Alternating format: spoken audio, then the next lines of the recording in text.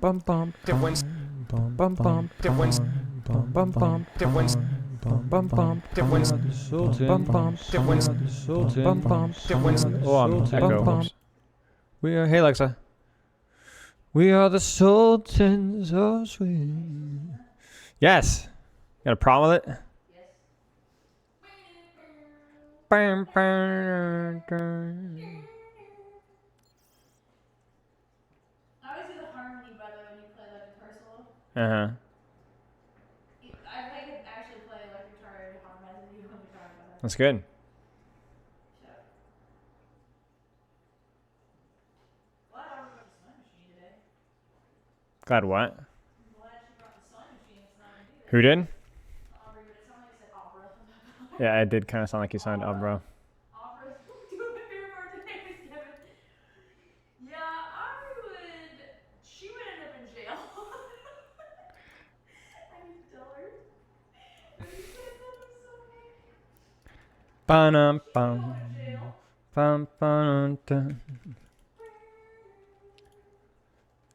Dun, dun, dun, dun, dun. Dun, dun, dun, dun. Iconics, we are so back, yes. The new mic sound. Alexa, do you want to jump in a voice for this replay review? Normally I don't let people do that, but you're special. And I mean that as ambiguously as possible.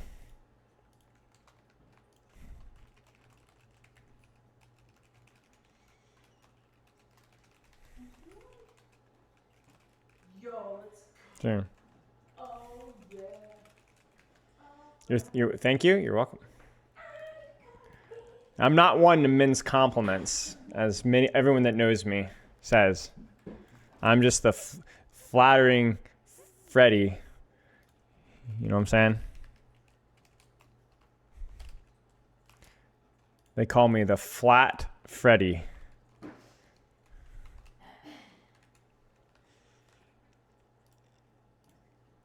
We are the Sultans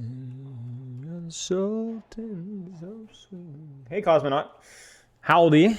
Hey, how are you doing, Spylar? I saw my roll from tank to main support. Nice.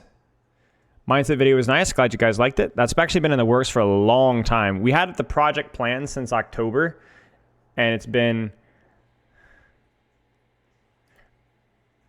and we've had the interview was done like in early February, but it just took us forever to get it all done.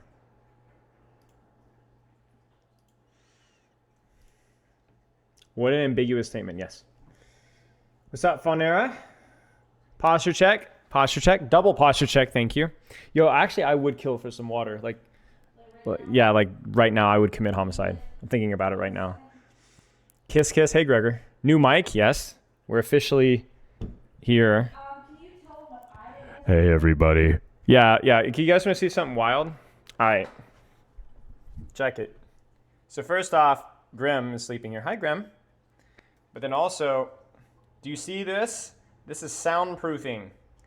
Pepper spent like how long? Half an hour, 45 minutes on this yesterday? Under your desk. Yeah, she was crawling under my desk. Pepper was like whipping on it yesterday. So we're halfway there. We have to get the soundproofing temporary setup thing. But yeah. How are we doing today? Doing pretty good. How about you, mate? He got the pop filter. Yes, I got the pop filter. So if I go, it shouldn't make any popping noises. Somehow sounds worse. Well, yeah, there you go. Listen, it's not my fault. Ah! No, what just happened? Did you just break it? No, I don't think so. Wait, why is it? Oh, no wonder it's wobbly. Okay. You not tighten it? No, the thing is like, it's, Are you Joe Rogan? no. Okay, there. It's like popping up. I forgot to check the stand. It keeps falling over. It's because the thing in the middle is, I told you. You didn't. yeah. Okay, we're good. We're good. Ah! We're good. You have a great life weaver work created. It needs a bit for the old. Drop it in Hammertime. I might skim it. At this point, I'm so tired of reworks, but maybe a little bit. Finally, your neighbors will stop complaining about you complaining about the glass. Yes, that's true. So this does mean no more eardrum shattering, spiral yelling. Ah! Ah! Ah! Can you please play the clip of your little like thing? Oh yeah, I could give you guys the mic test. Is it good? Is it? I don't think it's gonna be peaking as much. We might have to make it peak a little bit, but yeah. Yeah, I'll play you guys our mic tests if you guys want. That actually sounds a lot better, but is that worse though? You guys want the secret Patreon leaks? Because Pepper said, all right, here, go check this out. We're doing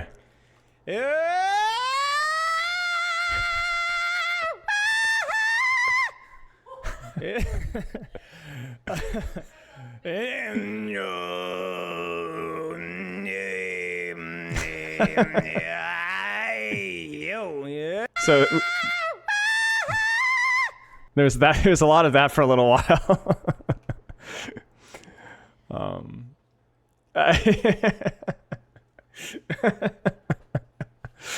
But yeah, so yeah, there we go. Lan, thank you for the gift of sub. Congratulations, Cat Moss. I appreciate that. Voice changer off for the first time. Yep. All right. Yes, I need water desperately. No, I have zero pity for you. Okay, so yeah, today should be a fun day. Lexa, are you ready? Lexa, are you ready? Yes. Yes? Okay.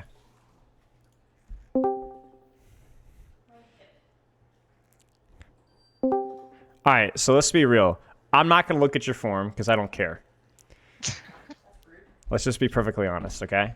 Now, thank you. What I will ask you is if there's anything relevant on the form that you wanted to go over and discuss that maybe it would make me have to pull up my Google Calendar again.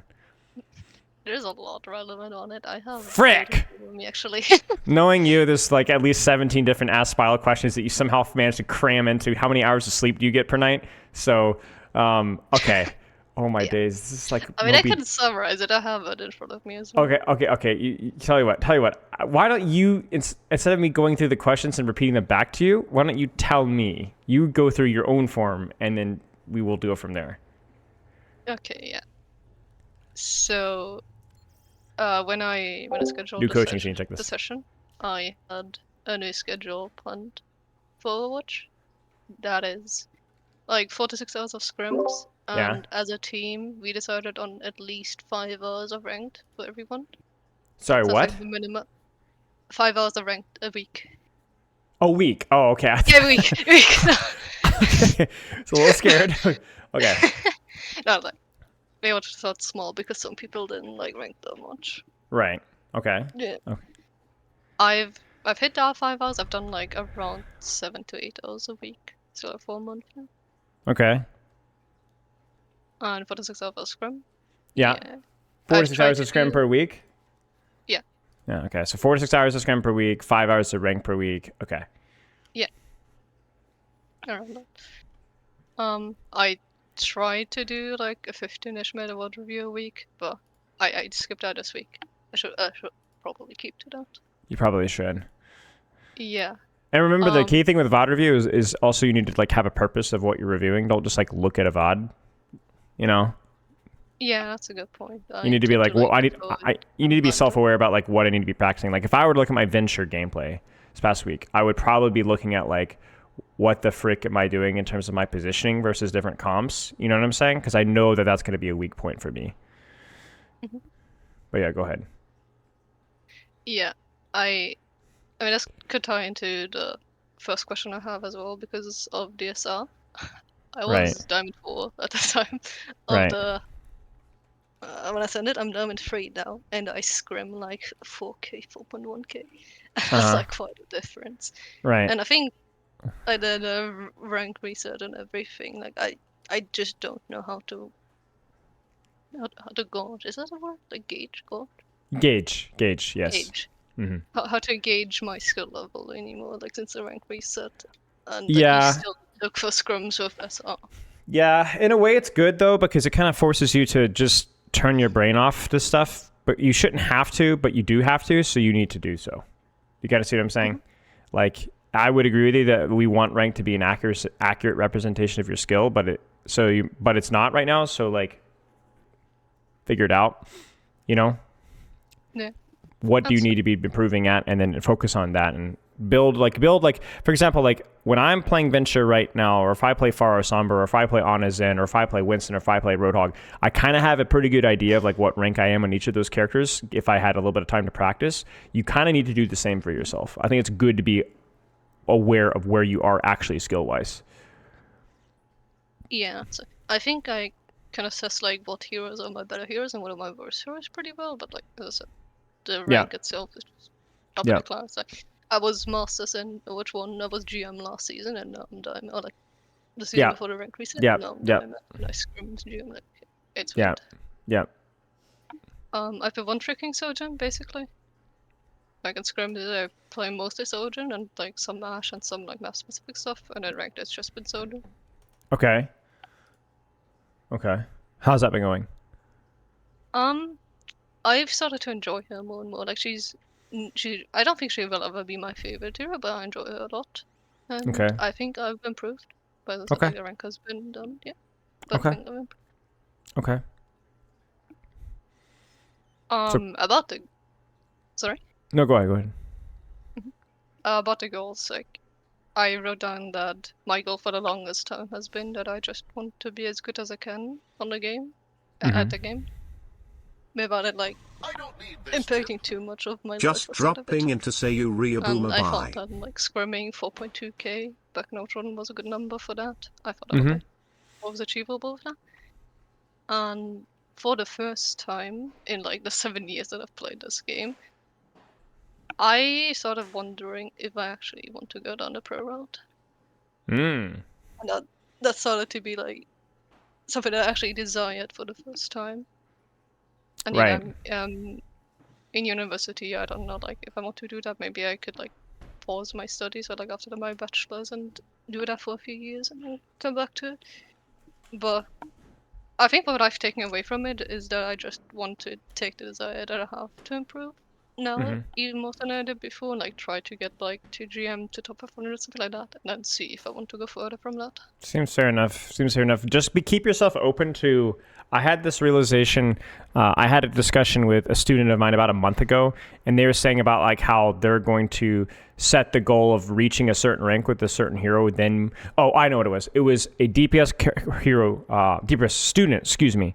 And they're like, I think I've decided that I'm kind of burned out in DPS. I want to get into support, but I'm going to get my DPS to like diamond, and then I'm going to go and make the swap. And I told them, great idea, but don't set the rank goal. Instead, set a goal of time. I'm going to practice 3 weeks, 4 weeks, or just practice until I stop having fun with DPS, and then I'm going to make the swap. So for you, it's like, don't necessarily like grind, like don't pull the plug when you hit GM top 500. Be open to grinding for GM top 500, and during that grind, you will actually probably have a better idea about whether you want to keep going for pro. Yeah, that makes sense. So just find out. Take the path. Start on the path to progress, and then find out if that path has been enjoyable, and if it's not, it's not. Because obviously, like if you succeed on that path, then it will be more enjoyable. But if even if you're not like making any crazy success, if you're still enjoying the path, and like it's good. But like I think a lot of people, like if you don't enjoy the process at all, even if you succeed at it, it's not worth your time. You kind of see what I'm saying? Yeah, I agree totally. I actually do it a lot. Like I take myself back and think about it because I play Overwatch a lot. It's like the main game I've been playing for 7 years, and I do ask myself like, am I enjoying this still? Do you want to move on to another game? Right. Well, it's good. I ask myself that question frequently. And good. The answer is always yes. I enjoy it. I enjoy scrimming. I enjoy the competitive side of it, and I enjoy just the practice. Well, good. Keep stay in that habit. That's a healthy one. Yeah, thank you. What's holding me back from improving? That was a hard question for me to answer, and I have a few ideas. Well, it's hard because you're so smart. And I'm not being facetious for once in our conversation. By the way, that moment of transparency and truth is gone forever. I will now be sarcastic for the rest of our future conversations. But seriously though, you are very intelligent. You're smart. You've had a lot of feedback, a lot of advice. You expanded your knowledge, and I find that like people like you are the biggest problems. And I just mean that with this. I really mean that with as much respect as possible, because it's because you've worked so hard at this game that it can be very difficult to have an honest opinion of exactly what you're trying to improve on. Which is why sometimes the more successful people are not necessarily the most analytical ones, because you overanalyze, you have too much information and not enough execution, and you confuse yourself. And so you got to know, not necessarily know what you don't know, but just what do I need to be practicing? What do I want to be practicing right now? And to just shut everything else out, you know? Yeah, that's I mean, I'm still gonna read what I wrote down. I wrote down that I think like my playtime was a big issue because I wasn't feeling very well, and that's been going a lot better now. Yeah. So I've been able to play a lot more consistently. I think that's helped a lot, especially my mechanics. I thought that my mechanics on Sojourn were pretty bad for the level that I scrummed at, and that has definitely benefited the most from it. The biggest thing that I ever did on my path to Grandmaster was just play 3 hours every day. 2.5 to 3 hours every day. That was pretty much like the most important thing. I mean, I definitely had a lot of hiccups for sure. I definitely had to do some self-out review, but like I actually don't even remember any like big strategy or like educational stuff besides like playing cover. And it was just like just play, really. Yeah, I think I will agree with that. Like that helps a lot.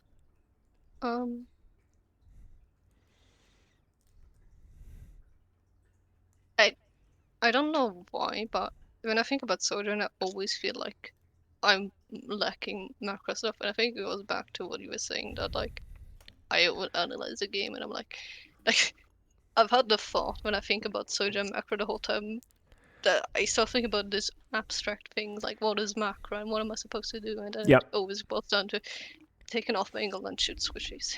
Right. You got it. Right. You got it. Yeah. You got it.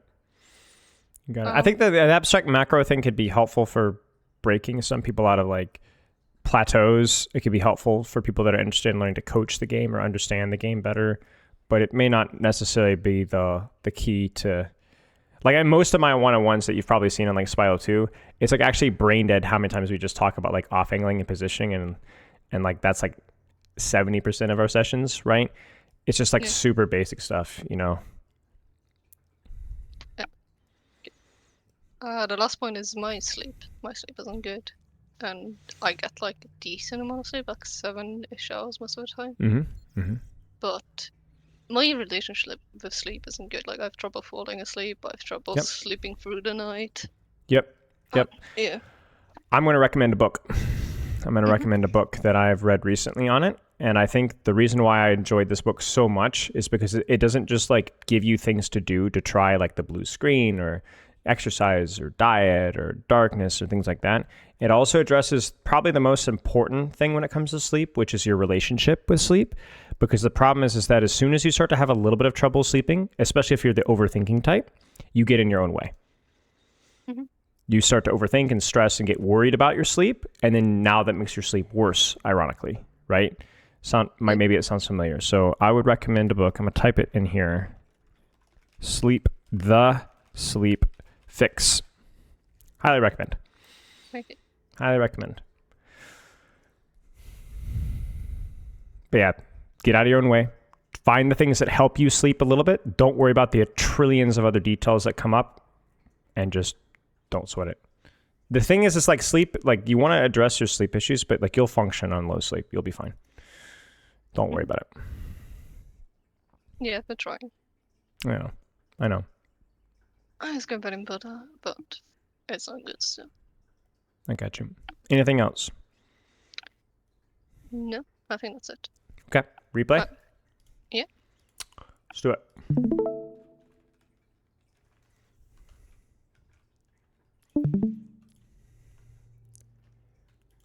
Why this game? It was just the closest, I think, of the games yesterday. Is this ranked? Yeah. Gotcha. Any questions? Should we just jump in? Yeah, I struggle with Sojourn Alt a lot. Like, I'll play a game for 10 minutes and have one Sojourn Alt, and it's not good. Sure. First thing you can do when it comes to Sojourn Alt is prioritize your positioning. Take an angle, make a slightly more aggressive angle in terms of like the depth of the angle, and make it so that if they hide from the Sojourn, that your team is getting a ridiculous amount of space out of it. And if that's the case, then you're good. That's it. Okay. I know easier said than done, but what we'll do is we'll look at your Sojourn ults in this map, and then we'll judge how you do based off of that metric, if that makes sense. Yeah, makes sense.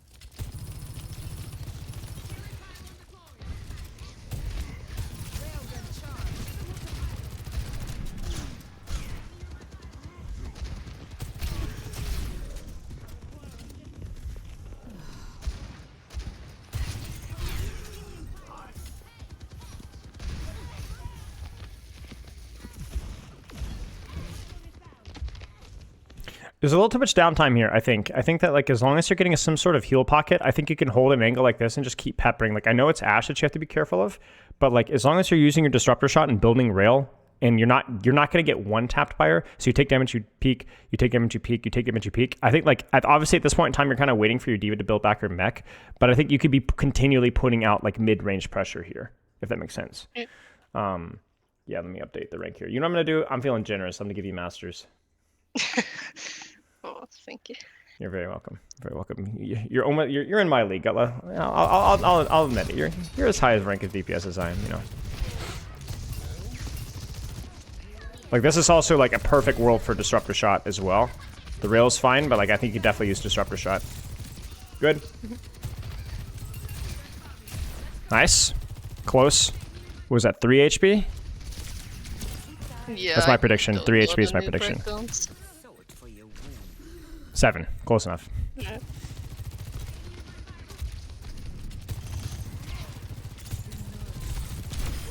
Nice.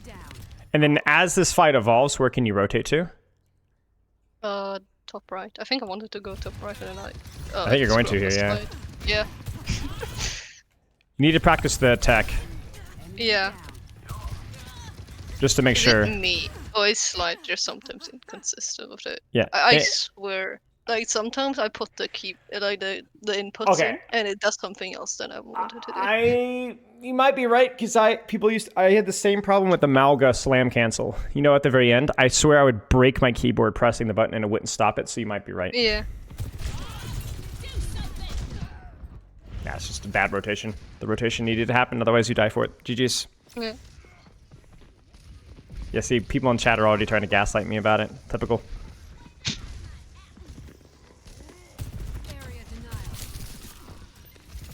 This fight is basically lost. I know I would have probably not prioritized my cart push here just because this fight was going, you needed to be contributing. I think that's pretty much going to be it here as well. Oh, you are cooking. You know what? If you can live here, and I think you're going to, you should be all right. Yeah. I think I'm late to the fight though. I think that's so Wait, waiting for me too long.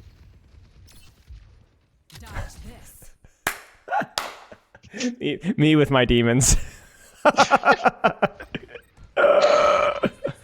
That's a little unfortunate, I'm not gonna lie. The voices.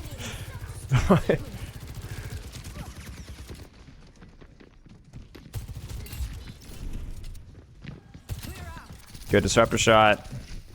Keep pressuring, keep pressuring. I think you could be more egotistical here. Like, if you have a good position, I need to see more pressure from you. I'm seeing, like, these weird downtime cycles. And I'm going to be frank with you. I actually don't even think you should have rotated out. I'm not going to lie. I think you're here. I think you just keep pushing your... Well, I guess they're pushing you up top. Never mind. You're good, you're good. Yeah, I think I heard a Sojourn. Yeah. I'm with you. But yeah, I agree. I think this is like a really high level of downtime. Part of it we can blame on the flank. Part of it we could also blame of, like, I don't want to peek at damage boosted Ashe.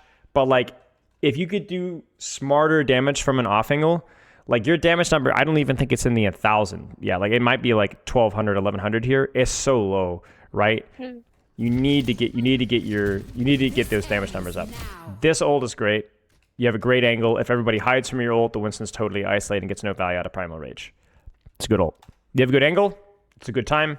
It's not that deep. Target down. 60 seconds.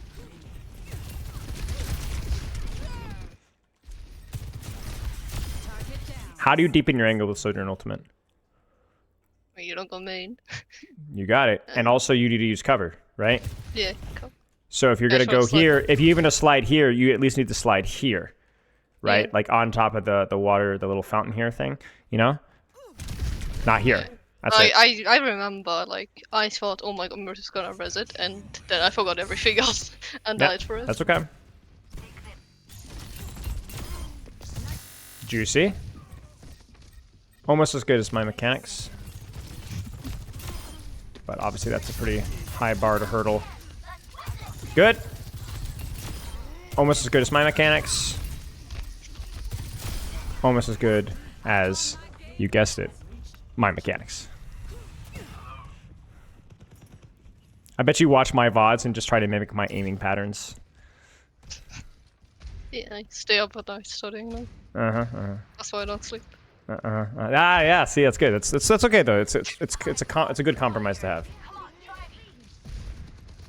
And this is another one of those things where there's just like insane downtime here. Like the fight's been going on. As soon as you hear Winston jump here, just peek. Just get damage going. I was just looking at my D if I should be doing anything, and she was Yeah, standing there. but you can hear.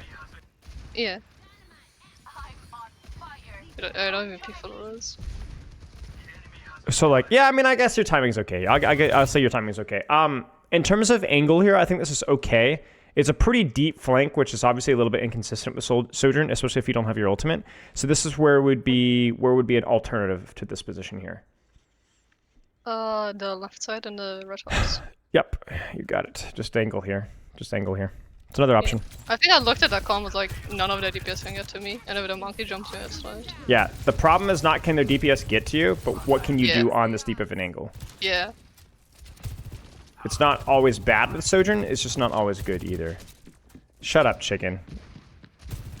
Sorry, Twitch chat is need a little bit of abuse here and there to make sure they know their place. Disruptor shot. Unlucky, but you're still fine. Oh! Okay. And then again here, downtime. Again, go. Rotate. Rotate to the angle. You rotate here. Go. Go, go, go, go, go, go, go, go, go. Go, go, go, go, go, go.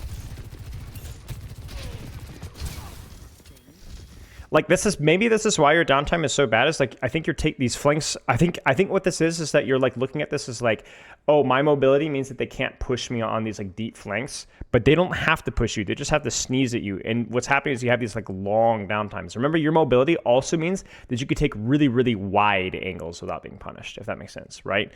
It doesn't necessarily have to be deep flanks, if that makes sense. I think you're overthinking this just a little bit, and it's again just hurting your downtime or hurting your uptime a lot.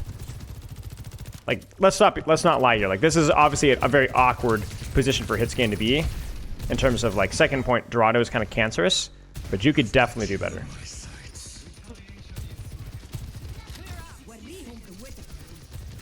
Like when you ask yourself, what would like a typical brain dead diamond DPS player do? They'd sit on cart and they just shoot monkey, and they build rail and they'd shoot squishies, right? That's probably going to be doing as much as value as you're doing right now. That's the problem. Yeah.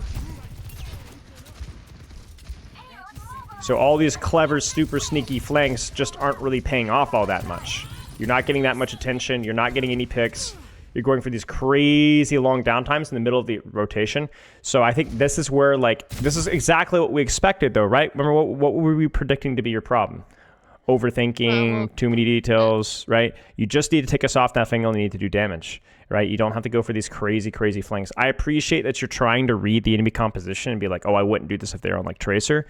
But you could still see that, like, even if they're not on Tracer, this is still too much downtime. Yeah. This ends now. Nice. It's fine. It's a good play. By the way, again, very good angle, very good ult, totally fine.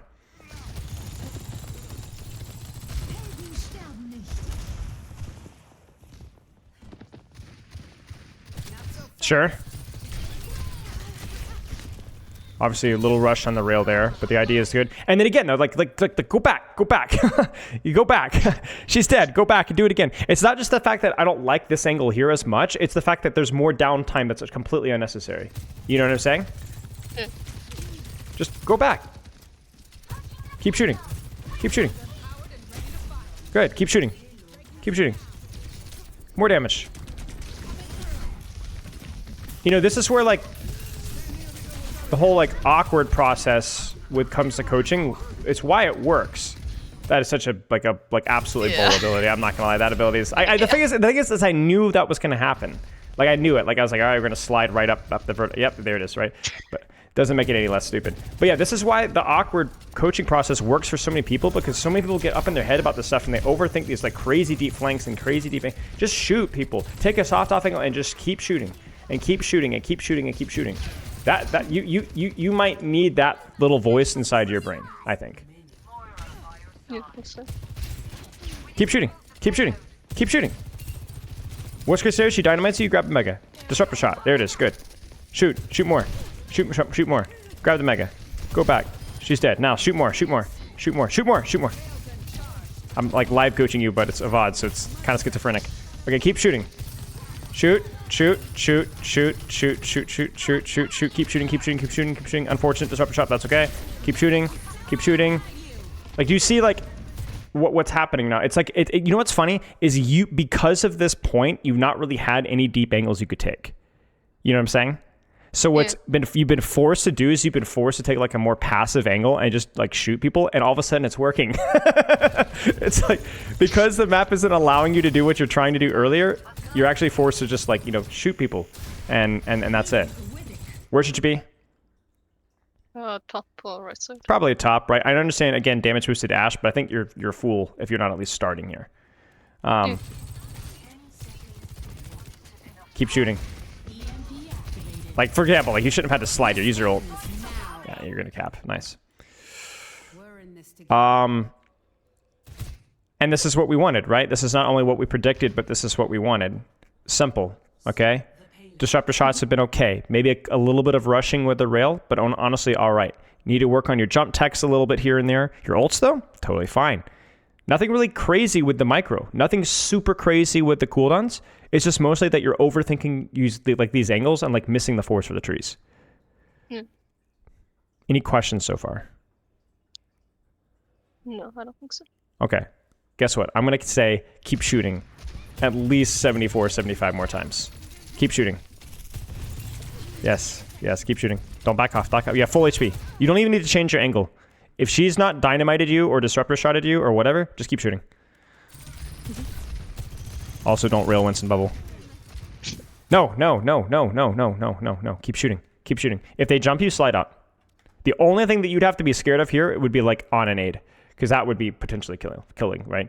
Even that, you could probably slide out quickly enough to where it wouldn't punish you. But just keep shooting. Why did she rotate away? I think I'm just like the little brain. I want to change my angle every now and then. Yeah. But if the angle good and they know push you out, keep shooting. Yeah. You know, I think there's value in the unpredictability, but there's also value lost from not losing pressure, and then also obviously like losing the off angle because now you're stacked with the entirety of your back lane. Yeah. But yeah, keep an eye on that one. I think it kills me as well. I mean, this angle, let's be honest, like this angle's not bad, right? This angle's fine. This angle's fine. It's the downtime that was unnecessary. Shoot. Sure. Good disruptor shot. Good shooty. Keep shooting. Shooty more. Yeah, and you got diffed. That's fine. You know, it took me what? 6.5 years of coaching. 6 years of coaching, almost over 10,000 hours of practice, of reviews, study, VODs, notes, grinding the game myself, grinding other people's VODs, for me to be in this voice call at 2:47 p.m. Eastern Standard Time on the state of South Carolina in the United States of America on April 20th, 2024, for me to be in a voice call with you and say, shoot more, do more shooting, shoot more shooting. So 10,000 hours, 14,000 hours of practice have led me to this moment. Shoot more. Keep shooting. No, stop. Go back. Shoot more. You have 175 HP. She can't one-shot you. Shoot more. Put your disruptor shot as well. Do more shooting. Now you can't shoot. You're losing damage. Shoot more. Obviously, that's just cornball stuff. Like, that was horrendous. Where did you need to slide to? Lemony, maybe. Backwards or forwards? Yeah. You choose. But that being said, you wouldn't have been in that position in the first place, because if you'd been here, you would have actually had an angle that would have had an escape route. That would have been a lot more consistent. Shoot. Keep shooting, though. At least we're shooting, though. We're shooting. Good disruptor shot. Keep shooting. You're crazy. You're, like, actually clinically insane. You deserve to be locked up for that slide. Mostly because you just slid into the Winston that just used jump directly on top of you. And now you're dead. Okay. I'll cut you some slack for that one, because that just looked like a little bit of brain lag. Okay, let's see. Are you going to shoot? What do you think? Bets? Yes? No? Wait, 50-50. Ah! We shot. Keep shooting. Nice. Almost as good as my mechanics. Disruptor shot's good. This angle's fine. This little amount of downtime's okay, because this sightline is not super good. This sightline is super good. So once you're here, do not move until they force you out. Don't move. Keep shooting. No, stop. Go back. She hit you with the dynamite. I don't care. Kiriko will heal you. Go back and shoot again. Shoot. Shoot more. See, now this angle's worse. Now this angle's even worse. We're devolving. We're going the wrong direction. It's just a disaster. We've progressively gotten worse. Now, really though, I predict that your attack on here was you trying to big brain the enemy composition about, like, oh, I can't, like, they're very immobile, the range, I need to go for deeper angles. Yeah, right. What is this? Is this really just the Widow brain? Like, I need to be changing my angle? Or people sneeze at me, therefore I have to rotate, or what? I think it wasn't Hill, but it was like a bit of self-doubt. Like, I was in my head already, like, this might be a code I might set in, and I think, like, at this point in the mod, I was, like, getting stage fright, like, I'm not doing very well. Yeah. You knew that I would be watching it afterwards and be saying, like, lots of complicated macro strategic Kevster principle, 3-2-1 plus 1-2 fight, triple principle concept, angles strategy, hard flank, 3-2-1 setup strat. And you're like, oh man, I'm not doing any of those things. I was like, oh, okay. Like, the typical hitscan players. Typical hitscan players. I don't want to show this. I was like, you know, you probably were thinking about, no, it's just your aim. No. Okay. Typical. Ah, no. Shoot more. Keep shooting. Keep pressing the button. Keep pressing the button. I don't know why you disengage from the ash. You have a full rail. Egoer. I don't care. Shoot more. Shoot the Sojourn. Shoot her. Stop shooting the voices. Stop! What are you doing? Shoot. Press your ultimate right now. I don't care. Press it. Do it. You have a good angle. Do it. Do it now. I mean, look, what could you possibly want from a Sojourn ult than this? You know what I'm saying? I think I'm overcomplicating it again. I think you are too. I think I want to ult, but let me get rid of the shot first. Right. Exactly. Not listening to future coaching. That's right, Twitch chat. This is shameful. But yeah, seriously, you're overcomplicating it. Yeah. This is exactly what we talked about, though, right? This is exactly what we talked about. Like, this is something that, like, I think it's just like, be careful of me, okay? Because when I put out YouTube videos and when I do macro strategy stuff, not all of those videos are for you. You know what I'm saying? I mean, that's really the way to think about it. Sometimes they're for others, what other students need to hear, or for other coaches, or for top 500 players, or for people that are playing Tracer. You can apply concepts from that, but you actually have to be very careful. I have a bookshelf right behind me. Look at my Twitch stream, right? And I have around 35 something books that I have to read this year. All right? I go through a lot of books. I read about a book or two a week, okay? And I take, you ready for the most cringe homeschooler thing ever? This is a sticky thing that I have. I have a lot of them, thousands of them. And I put them on points in the book where I have something that I want to take a note on later, all right? And so I have this great book here by Daniel Kahneman, who just actually passed away. And you see all these like little sticky notes in here? And I'm not exaggerating. There were 4 times as many of these sticky notes in this book earlier. I've been going through it slowly, removing them and taking notes, okay? So the TLDR is that there is a lot of information that I take in at any one given point in time. Okay? A lot of information. Coaching stuff, strategy stuff, mindset stuff, psychology stuff, sleep stuff, educational stuff, leadership stuff, and so on. Okay? Constantly ingesting new information. But the key thing is, how do I apply it? And I want you to look at this here. All right? This is a sticky note with a piece of medical tape because it's the first thing I found.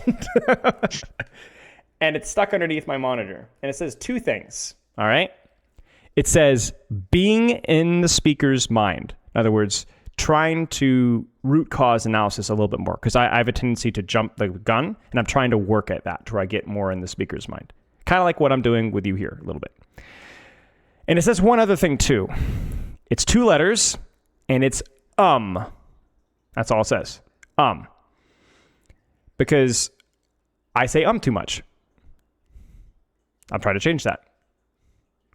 So all of the books behind me and all this information and all this like clinical psychology stuff, and I'm just trying to stop saying You get me? Yeah. But I do think I'm trying to apply that as well, because you know, I've been watching you a lot. I've got coaching from you. I do go into rank of like a goal and like a pretty distilled down goal. Like I think this game was actually, you know, the just take a second before you shoot your rail. Like Sure. take a second to aim your rail. That was, I think that was what I was doing this game. Sure. That's like, And you've done well at it, actually. Thank you. I think it's improved a lot as well. But Good. I think it's but good yeah, to. but I think it's still good. love stuff like this. I think it's good to reevaluate the stuff though, because you will work on micro things for a long time and sometimes forget how to play the character. Mm-hmm. Just something to keep in mind. Like I could sit here and work on my usage and using certain analogies clearer, or having a certain 3-4-2 structure of my VOD reviews, and just forget to ask questions, you know, and the quality of my coaching would dramatically drop. So I would need to go back and go back to the basics, essentially. What does your character do? You take a soft off angle and you shoot people in the face, right? So while you're working on your rail management, your disruptor shot management, and your ult usage and your cover and so on, make sure that you're not forgetting what Sojourn does. She shoots people. She shoots people. All right. Rana, thank you for the sub. Congratulations on your new badge.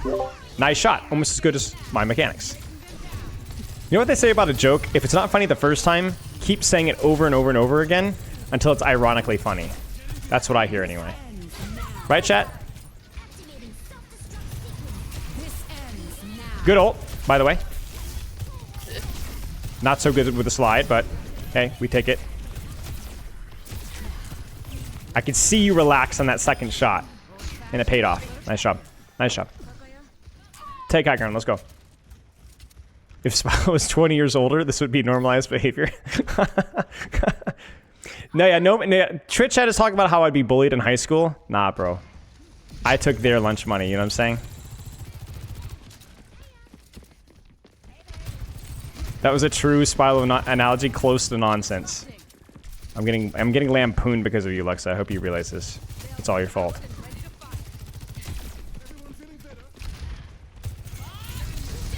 Oh, frick. Okay, we're good. By the way, the last like 10-15 seconds have been pretty good. You're actually doing damage, so. Yeah, I'm shooting. Yeah, you're shooting people. Oh, I could just. It's funny. I knew you were gonna hit it. I just knew it. I could tell like that. Your brain was like locked in. I could just tell. That was a hard shot too. Again, Spyro mechanics moment. You're locked in. If this is what's playing in your Diamond 3 games, you're an absolute terrorist. But obviously with what we saw on the attack, on second attack and first attack, it's like, if that's what's playing in my Diamond 3 games, you're also a terrorist, but, you know, different way. I mean, I have like a 50% win rate, so it's fine. Yeah. I'm not 5'3". Sorry. It's just your risk of running and doing a replay review. I don't know what I am in freedom units. I never bought it, remember? Nice. You got rail? Totally fine, Peak Widow.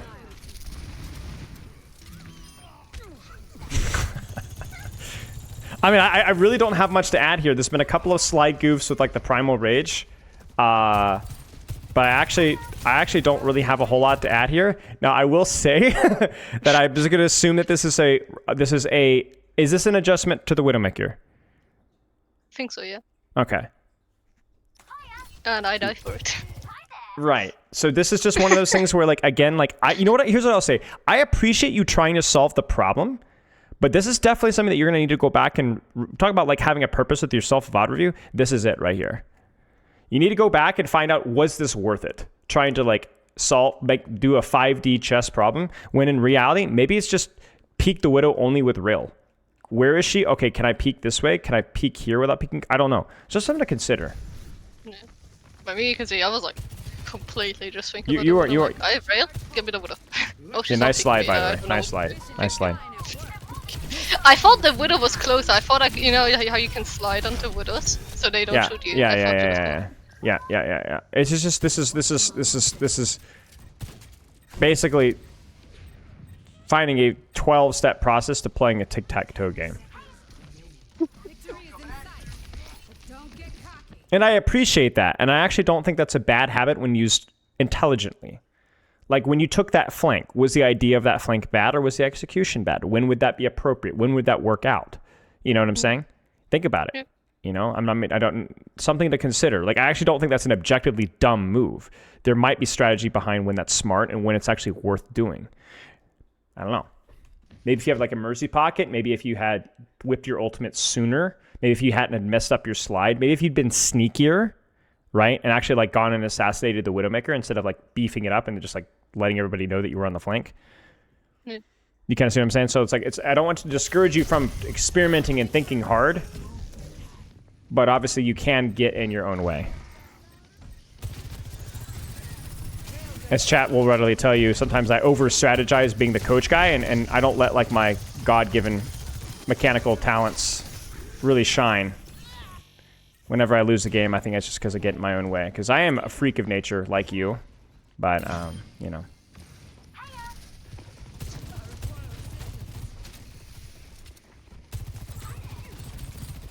May one trick? I'm flattered that you even think my May's good.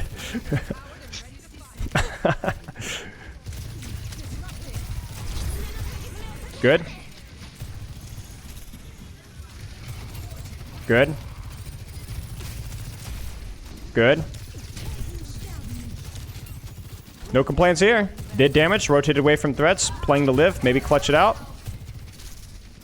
Needed to hit the shots, but no real complaints. And you are wasting time in living, which is giving your team... Whoa! But no, all right. Maybe a little early, but I respect it. Yeah. I respect it. Ouchies. Good. Ego. Let it rip. Yeah. Nice job. Thank you. No, nothing really to say. Good stuff. Okay. Simplify the process. Catch yourself when you're overthinking things and just go back to hold a soft angle and do damage. Don't rotate unnecessarily. Micro stuff, I think you're more than aware of your disruptor shot. Disruptor shot's actually where I think we're okay. More of you aware of your slides. Yeah. I think ults were fine. The ults were fine. Like that's actually like such a great little microcosm of what you're talking about, where you come in here like, oh, I don't know how to use the ultimate, and you proceed to basically use your ultimate perfectly for the entire attack and defense. Yeah. So I you're think fine. that was more. I ain't gonna go back on it. I think this was one of my better against videos. Like, Okay, that's definitely fair the enough, best fair one, enough, but- fair enough, but fair yeah. enough, fair enough. But at least this is a good metric to go back and decide if what you're doing is correct, because the answer is yes. Do it more. Yeah. Do more. Okay, any questions? I don't think so. Okay. Always a pleasure, Alexa. Just keep me updated with how stuff goes, all right? Yeah, thank you. All right, cheers. You're very welcome. Bye, man. Bye-bye. All right, that was Alexa. One of the least favorite people, period. And yeah, that's all. I check into my Discord and somebody says Defran is stuck in Diamond. Is Defran still Diamond?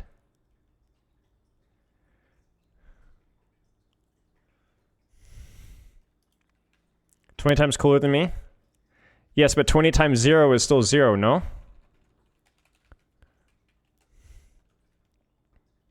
That's right, that's exactly why they nerfed Tracer. What rank is Defran? Did Defran get to Grandmaster yet?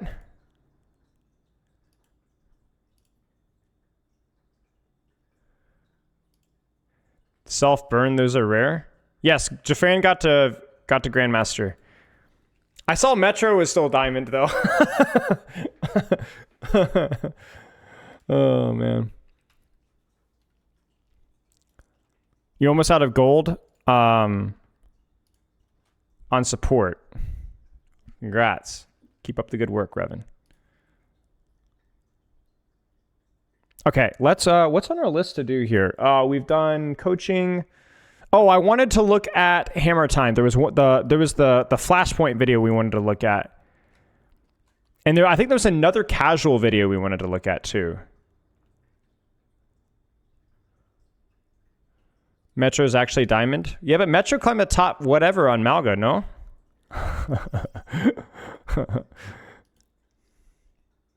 There's the casual video, why tank is so unpopular and maybe how to fix it, and why push and Flashpoint suck. Maybe we'll do one of them.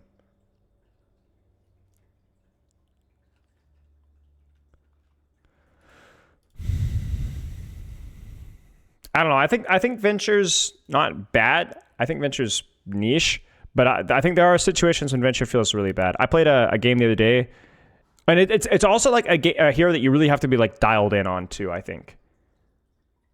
You can't like just like autopilot with Venture at all. There's some heroes that you can. There's some heroes that you can't.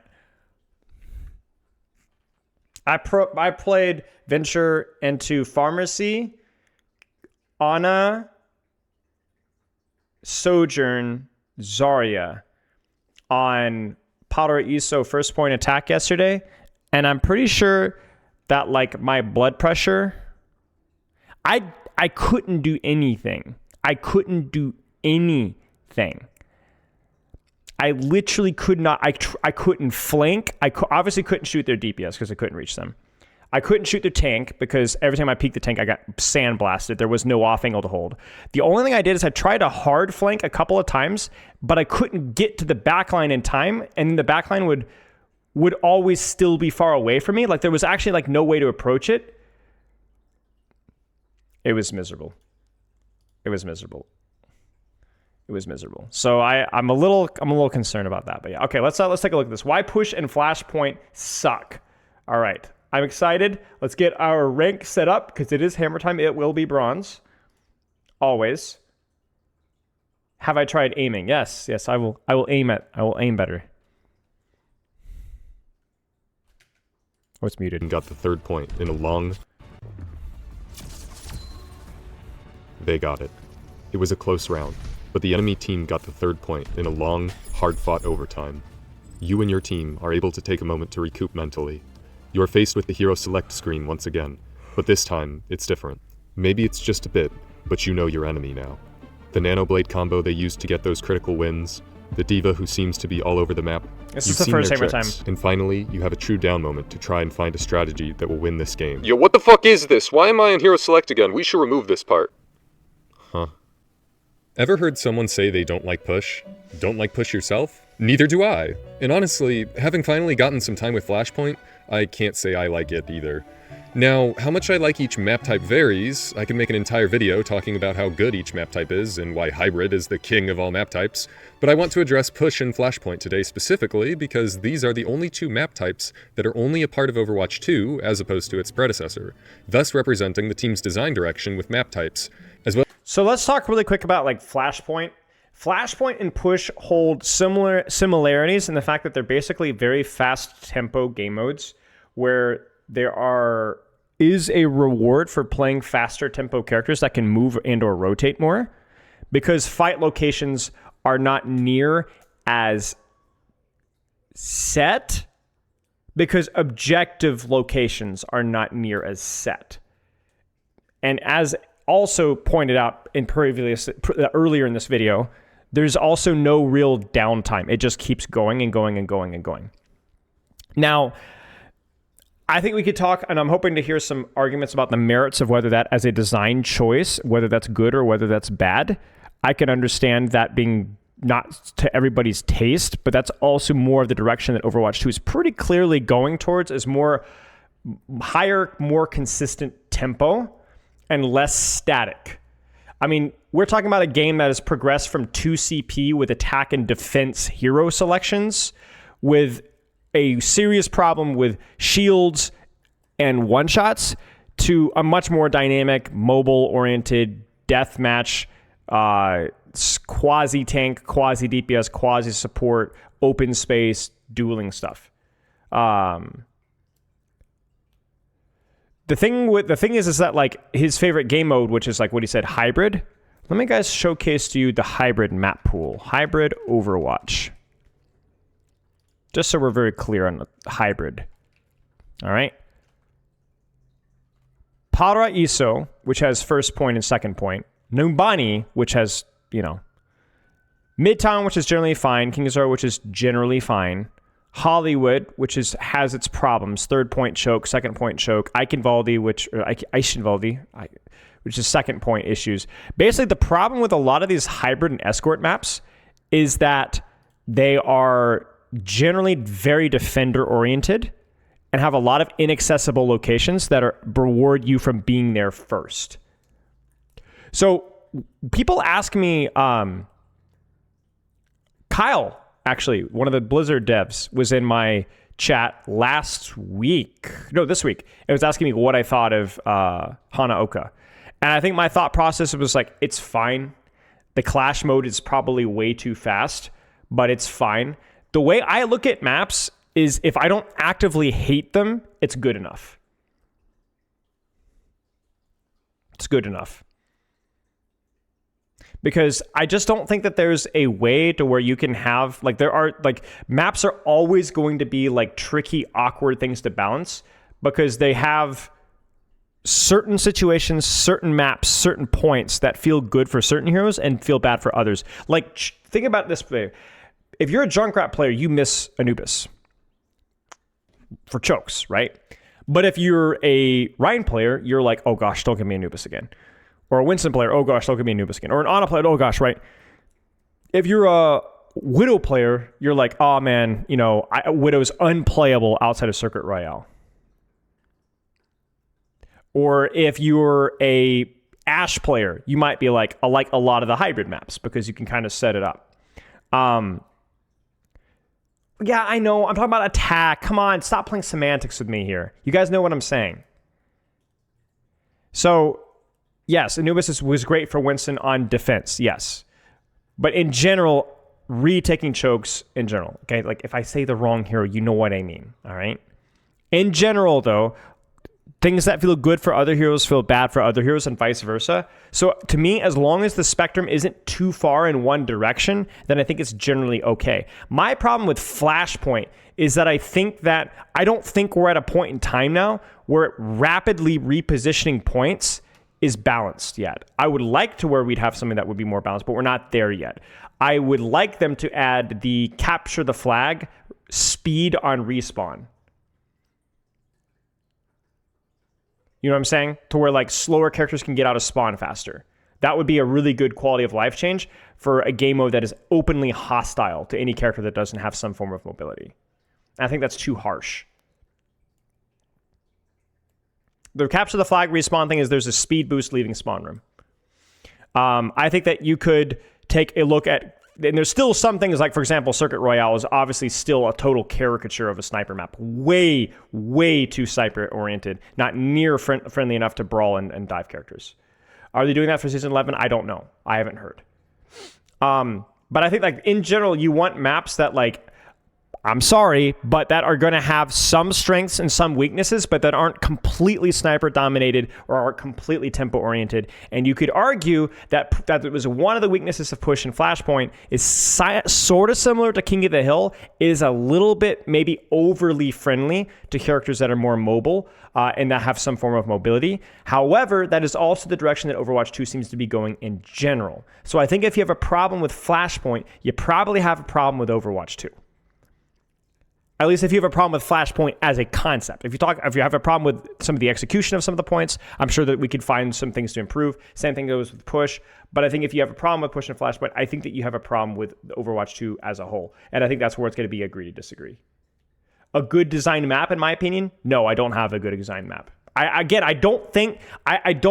personally don't feel confident enough to give that opinion. I think Rialto, I don't think there's a single map that I think that could be improved in some way, shape, or form. And if someone's going to be like, if I say Rialto is reasonable because there's some sniper options, there's a lot of flank options, someone's going to be like, oh, but third point attack, like, what are you talking about? Blah, blah, blah, blah, blah. If I say, oh, watch point Gibraltar is pretty decent. Oh, no, but you have to have vertical mobility, otherwise it's an unplayable map. Well, I kind of like Route 66. Oh, but the first point choke is impossible and third point just... And the answer is, like, I don't even necessarily disagree with those statements. Midtown, I think, is okay, but the first point choke can be really difficult. Like, I think a lot of maps are just... I don't think that maps are a problem that you can necessarily fix. I think maps may be even harder than heroes to fix, in my opinion.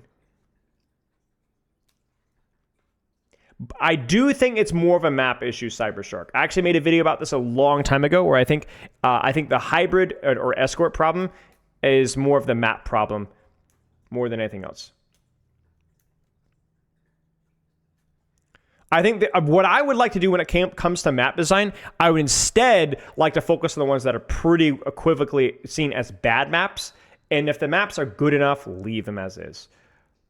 Like, I would be like, let's give people a speed boost leaving Flashpoint respawn and then just leave it as is. The other thing with Flashpoint as well, I think is a big thing that people don't talk about, is that you spawn in the back of the spawn room. Almost like they want to show you that, hey, look how cool the spawn room is. But it's like that really screws over slow characters. What's up, George? So I don't really have a great design map in my brain. I just think there are some maps that are quite bad and or some quality of life changes that we could be doing. So anyway, all that being said, there's going to be some bias for players that play more static characters. They will not like Push and Flashpoint. That is going to be the case. That's just how it is. Because... Well, it's just because they both feature. Yeah, I agree with you, Alexa. I'm not saying that every map needs to be a neutral either. I think having mirrored opportunities to have a slight defender's advantage is fine with me. Sure, some pretty glaring issues the other map types don't have. And before we begin, I want to remind everyone that we are addressing the map types. I actually think that the new Junker map is pretty cool thematically, with like the Thunderdome and the Ducks. But it's the map type that we are addressing, essentially the rules of the map, not the map itself. So while a push map or flashpoint map could be really cool, it will still have these problems. Let's start with the problem both map types share, the thing I've already alluded to in the intro. But first, a story. Way back in the day, King of the Hill maps used to be first to 3 points, not 2. They shortened it because supposedly King of the Hill matches were taking too long. Clearly they've never played Dranamura or Temple of Dranubis. That one doesn't have as good of a joke. But yeah, if that was what they stated, I actually don't remember what they stated about the change. But I do miss 3 points of Koth. I think that would be replaying a Koth point is not a problem. I think not being able to play all points on the Koth introduces more RNG, and Koth maps are generally fast enough, right? Maybe they were taking too long. I don't know. I wouldn't mind if they reverted that. You get my point. I was of the opinion, at the time, that this was not a cool change, for one simple reason. Taking a round out gave you less time to adapt and strategize. You'd lose the first point and go, well, things better fix right now, or it's over, as opposed to having at least 2 down moments to try and figure something out. Now, for whatever reason, the Overwatch 2 devs don't just undervalue these moments, they've removed them completely. Having rounds is honestly, in my opinion, kinda essential to the Overwatch formula. At least if you want the game to feel good. People like to complain about Overwatch by saying that it requires too much team synergy and strategy to actually function between 5 random people. But that's kind of the beauty of Overwatch players. We are being tested on that very capability, and those at higher levels typically are better at throwing together a makeshift strategy out of nothing with complete strangers. I feel that stuff like roll luck has lessened this element of the game, but it's certainly still there. Now, that being said, having those moments to get a grip of your situation and assess each individual map feels integral to the game functioning like this. Hell, it doesn't even have to be about hero swapping. Even just addressing key elements to winning the match on your current heroes is still such a powerful thing that can only really be fully accessed during these down moments. That being said, it's also nice because you get a free moment to actually consider your hero choice more thoroughly, as well as this moment not punishing you or anyone else for doing so, making it an even playing field, while still providing a moment for hero swapping. If you'll notice, the only map types to not have this mechanic are Overwatch 2 game modes, Push and Flashpoint. It's honestly baffling why Blizzard seems to... Well, keep in mind that, as he's already said, they made that pivot with Koth a long time prior to Overwatch 2, way before Overwatch 2. Yeah, this music is really crappy. But I will say that is a good point. That is a good point. Like, being able to adjust and strategize and make, you really don't have much time for that at all in Push or Flashpoint. That is true. Like, you don't really have, it is pretty much, you got to adjust, you got to show up, you got to perform, and then you go home. The problem with that is that I guarantee you, I would bet a lot of money that the reason why that's the case is not like some strategical theory or design. It's probably has to do with like the percentage of people that lose or leave games or get DC'd, or the quality or something about like how much do people actually enjoy shorter, faster rounds versus longer ones. Like, there's probably some statistic there that we don't have access to that educated these choices. You kind of see what I'm saying? I promise you that's the case. I promise you that this is why they're moving this direction. want to stray away from this part of the game, when it was kind of essential for the health of the game in the first place. In some ways, Push and Flashpoint just boil down to Escort and King of the Hill, but without these critical moments for strategizing. Not really that creative in my opinion, and certainly not as nice to play. But that's not where it ends. Each of these map types individually has their own problems. Hey, wait! You're watching Sotomari, like the YouTube channel Sotomari. I just wanted to make sure you were aware.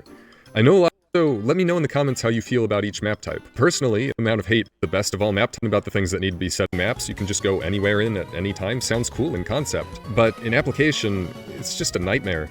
Sure, I get lost a bit when traversing them, but that's just something that will come with time. The real issues come when the point swaps, right after one of the team's caps. Overwatch isn't exactly an RNG-heavy game, so it feels incredibly apparent something feels wrong when the entire enemy team is just standing on the next point, perfectly set up to defend it, solely because the game chose to put the new point closer to where they were. How do you remedy this?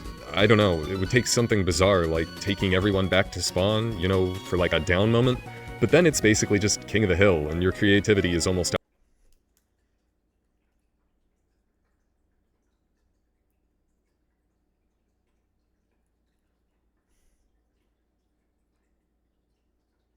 I think the only time where the person is able to set up on the point and/or has an RNG advantage is if they wiped you.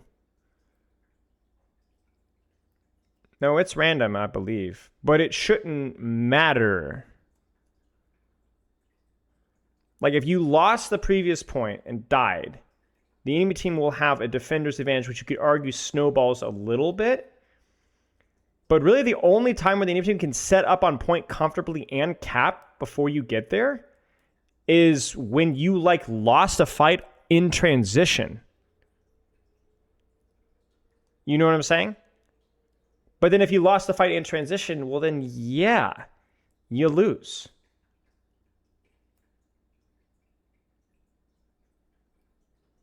Right? Like, that's just how it is. I've never seen a situation where, oh, they got lucky that that's the point that unlocks. The closest thing I can say to that is if there's a messy team fight and the point unlocks closer to their respawn, but then you also, the other team that loses still gets a respawn that's closer, so the advantage there is relatively small.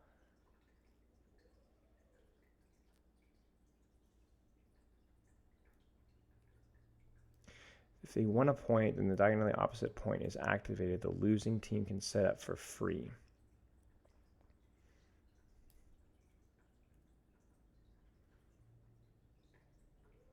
Yes, that is true.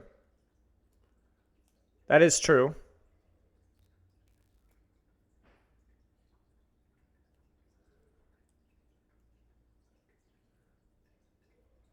That is true, Cybershark. Out the window, but that calls into question if it was there to begin with, if that's all it takes. I guess this is a smaller nitpick than the last, but it certainly doesn't feel that way when the fate of your competitive game is decided by whether or not the point picker goblins decided to put the new point closer to you or not. Finally, I don't think it's as big of an issue, but it is a fair point. Push, honestly, it just sucks. Like, I could mention things I usually see other people mention. For example, the maps are just kind of monotonous. I get that they are kinda 3 points in a way, which is sorta typical for Overwatch maps, but the way the mode is oriented makes it just a bit more samey feeling the entire time. And don't even get me started on how demoralized people feel when playing push from behind. But I'm actually going to say the biggest problem lies elsewhere. It's the robot itself. The fact the robot goes the same speed no matter how many people are on it, unlike other payloads, thus further promoting the playstyle of everyone pushing up while one person stays behind and is the payload bitch, which nobody liked in the first place, is... Well, again, the point is that they want to discourage you from everybody grouping on push and having to actually proactively take space. Like, let's put it this way. If you were rewarded for putting more people on robot, bronze, silver, gold, plat, whatever games would have 5 people on point 24/7. The whole point is that the robot is a light responsibility and that allows other people to push up and reposition, which you need to encourage people to do in push game modes because there isn't a really clear fight location like there is in a lot of the escort and hybrids. So it's like you need to discourage people from sitting on robot because people already do it more than it is compared to escort and hybrid because the map control thing is not quite as intuitive. Yeah. Absolutely bizarre. They really should have done the opposite and tried to promote more people being on the payload and playing around it to kind of alleviate this issue from the first game, but for whatever reason they want one person to have a bad time, and they even want that one person to get flamed by... Well, no, because almost never is the person on cart pushing the robot. Like, this is just the nature of objective games. There's nothing different between this and escort and hybrid. I really don't follow this logic here. I don't follow this logic. Somebody has to push the robot or cart, whether it's escort or robot. You don't need more people pushing cart, which allows more people to take space forward.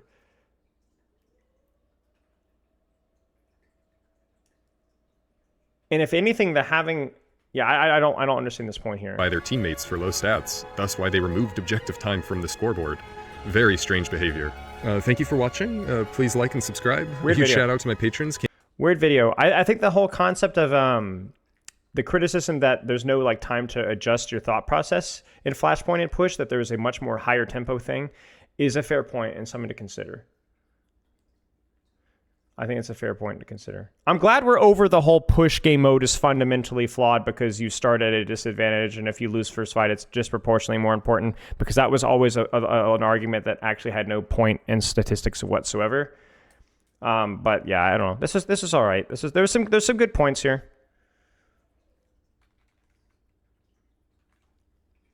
Yeah. Hope you're all having a great day. So the tank role has for the longest time been... Now, if you guys weren't here on Thursday, I really liked Casual's video on Thursday. Another thing that's a huge difference between Push/Flashpoint is the lack of alt economy resets. Yeah, exactly. Thanks to the bits, Brax. But yeah, 100%. We saw one of Casual's videos earlier, which was the real reason why 6v6 is not coming back. Really thought it was a very thoughtful video. If you haven't seen this video, I really enjoyed it. Really thought-provoking questions. And yeah, this is, I guess, kind of a follow-up to that previous video. Let's take a look here. The least popular roles in Overwatch, and in my recent experience, if you queue for all roles, it's basically equivalent to queuing for only tank, where more than 90% of your games are going to be tank games. This happens because the matchmaker struggles to find players willing to fill the tank role on each team, and a natural consequence of this is that players in other roles are forced to wait up to several minutes before they're able to find a match. There have been some improvements to queue time since the change to 5v5, but the tanking experience is still not perceived well enough to convince the 20% of the player base that we need to queue for tank. Cheers, A Cybertruck. lot of players in the online community blame this problem on the lack of a second tank, but even when there used to be a second tank in Overwatch 1, tank was still widely unpopular, which suggests that 6v6 by itself doesn't solve this problem. And if anything, 6v6, if implemented right now, would only serve to make the queue times even worse. Most proponents of 6v6 focus on balance as the primary issue of the tank experience, but in my opinion, if hypothetically we were trying to convince Blizzard to revert to 6v6, the most important goal isn't specifically to balance the role, but to convince more than 33% of the player base to think that the tank role Exactly. is fun. Now, I don't personally This think is we why can this is why so much of the 6v6er arguments are just fall to almost to where like it's not even worth arguing, because it's like, bro, it's not even worth, like, you have to, that's not why Blizzard isn't doing it. convince 33% of the player base to queue for the tank role no matter what, which is why I don't think 6v6 will ever return, but I think we can make reasonable improvements so that queue times are better distributed in 5v5, where we only need 20%. While in general, tank is always the least popular role in pretty much every game in which it exists, hinting at the fact that maybe it's just a natural consequence of human psychology. I think even if tank is simply doomed to be the least popular role forever, I think we can still potentially do better in terms of making this role more fun and more appealing to more players. To put it simply, I think the tank role has a PR problem. Maybe tank is just fundamentally not super appealing to most FPS players, but I think the design of the heroes within the role and the role itself certainly aren't helping. And so I wanted to offer some ideas that I think could potentially make the role more attractive to a wider range of players. More specifically, to quote-unquote fix the popularity problem of tank, we can't just make the role more fun for already established tank players. We need to find some way to make the role more fun for players who specifically aren't already queuing for tank. To start with something simple, I think one of the underrated problems with the tank role is actually the lack of satisfying feedback for doing your job. What I mean is that... Now, ego moment here. Not that I have a monopoly in any of these things, but ego moment in terms of, I hope that this video echoes a lot of the points that I've made, because I put a lot of thought in this exact same problem. And selfishly, because I think that my ideas are at least worth thinking about, I hope that we see some of them in here. This is one of them. Compared to the other roles, the game doesn't really have any clear indicators for the average player that they are tanking. The tanking is, by the way, the Kevster principle. The Kevster principle. If you guys haven't seen that video on YouTube, it's basically the idea of taking more than one person's attention is tanking.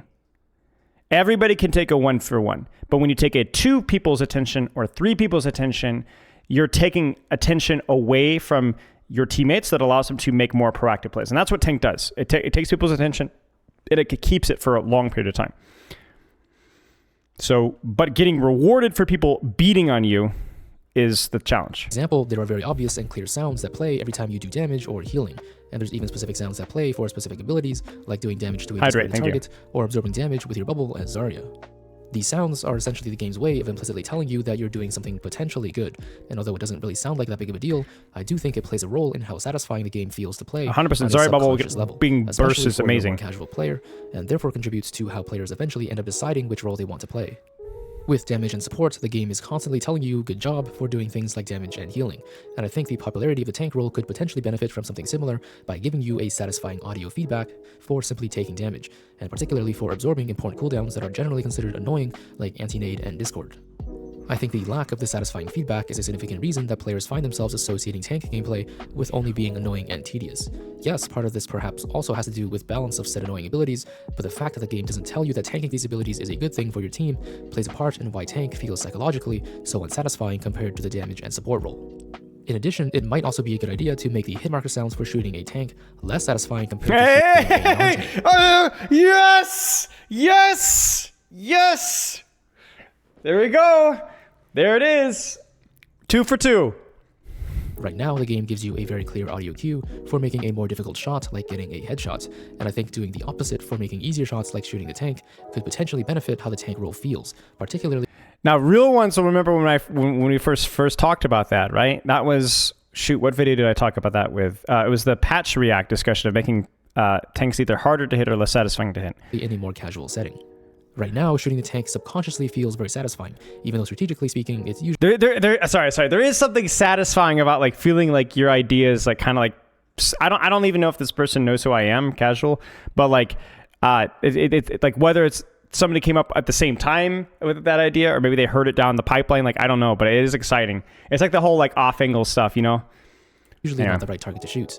The consequence of this is that in your typical game of Overwatch, the game itself implicitly encourages players to essentially go out of their way to troll the enemy tank by focusing them the entire game, even if it's not the right play. While from a strategic perspective, this might be great as a tank player since you're drawing attention away from the enemy team. The average player doesn't register being trolled as being particularly fun, even if they're winning the game, which makes sense if you consider the perspective of someone who isn't playing games solely for the competitive experience. By making it less satisfying to target the tank and more satisfying to be a tank, I think it could potentially improve the general tanking experience, and as a side benefit, also improve the target priority for average players. Sure. In addition, another form of feedback is the scoreboard. For damage and support players, there's a clear stats on the scoreboard that roughly indicates how they're performing.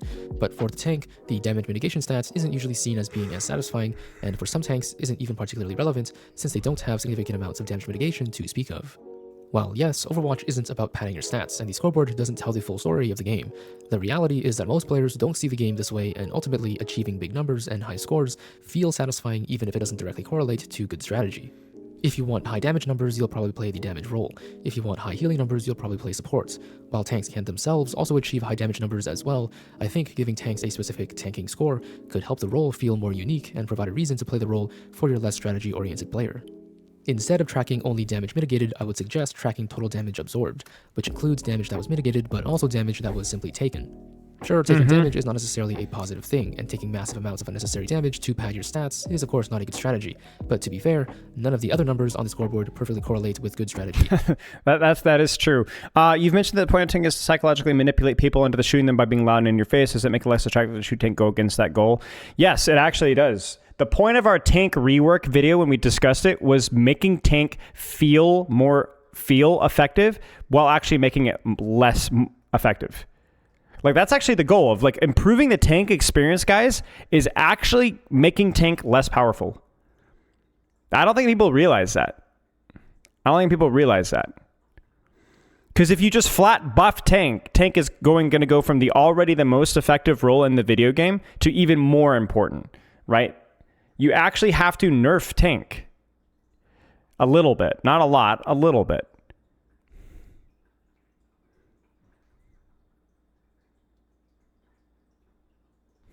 So yeah, it is. It's going to make tanking be a little bit worse at drawing attention, which will make tank less effective, but will allow the tank player to do more directly dopamine-inducing things. Like if tank is less satisfying to shoot, then the tank doesn't get as much attention, which means that his teammates get more attention, which means that his teammates have more responsibility, but then the tank can then take that less attention being given and then go and make more plays and actually like kill things.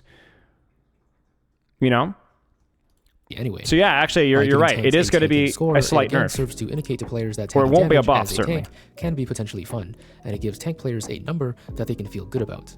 For players that are already aware of the fact that the scoreboard isn't everything, nothing really changes. But for those that aren't aware of that, which I would reckon is most players, it might make them see the tank role as more rewarding. Yeah, you'd have to keep an eye on that for sure. But I think, again, we've talked about this with the tank video. We want to make things intuitive, even if it's not perfect.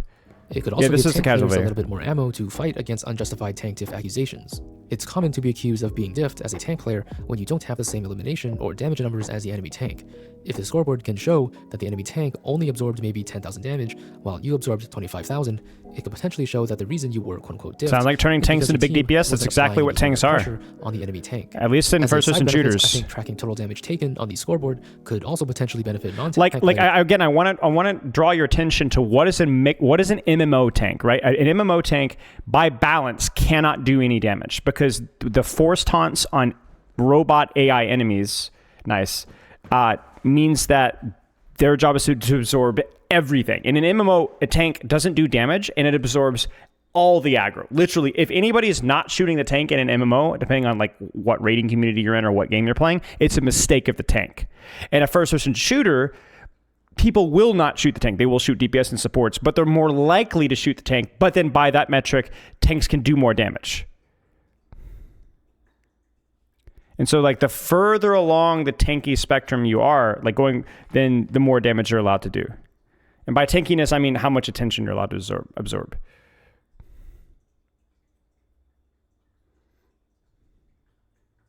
MMOs have tanks are doing only slightly less damage than DPS though. Well, yes, because that they have that slot. Like, let me give you an example.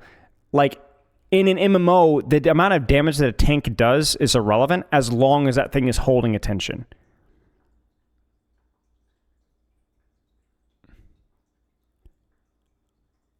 The most important thing is that you have everybody's attention. I'm speaking in like a little bit of like, not hyperbole, but like a little like just in simple terms. You got to see what I'm saying? Right? It definitely depends on the MMO. I'm not as familiar. I'm talking like a decade ago. You know, I'm out of the loop. But that's the general approach, right? Is that you can't force people to shoot you in PvP games, so you have to have the tank kind of like actually pose an actual threat to make them shoot them. You know, so. Yes, to an extent, Shanks. Yes, to an extent. But keep in mind, as we pointed out in the previous discussion, that part of what makes tanks threatening is the psychology. The analogy I'll always say is that a Winston dives your backline in front of a Widowmaker. Who is more threatening, the Winston on your backline or the Widowmaker? The answer is it's Widowmaker. It's not Winston. And yet, who's everyone thinking about? It's Winston.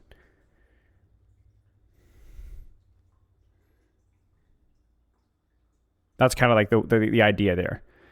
Is it tanks, you manipulate your psychology. And because of that, they suffer. And that is just a tanking problem. As well, by showing who on the team is under more pressure and might need a bit of help. Beyond just psychology, a potential change to the core gameplay might be to give tanks a new passive. The most common suggestion is usually to give tanks some kind of passive debuff resistance across the board. While this could benefit the tanking experience, if we're specifically trying to make the role more fun to play, I don't think this alone is good enough to convince more players to queue for tank. In Season 9, the anti-heal passive was introduced to the damage role, making the role significantly more fun to play, and I think we could introduce an equally drastic change to the tank role as well. In my opinion, we need some way to make tank players feel rewarded for being the one dancing getting through the hard back focused window? every game. And a rather controversial sounding suggestion might be to introduce a passive that allows tanks to gain ult charge for simply taking and mitigating damage, and of course getting hit with CC. You would of course have to tune the ult cost to compensate, yeah. but I think this would have the potential to make tanking feel less irritating because it would actually give you a Wait, what do you mean, what are the keybinds? reason to want to get hit with all the annoying abilities like anti-nade, Discord Orb. Wait. Shift, E. What does this mean? The weapon? Does he shoot with the spacebar? I mean, yeah, he's left-handed. That's not weird.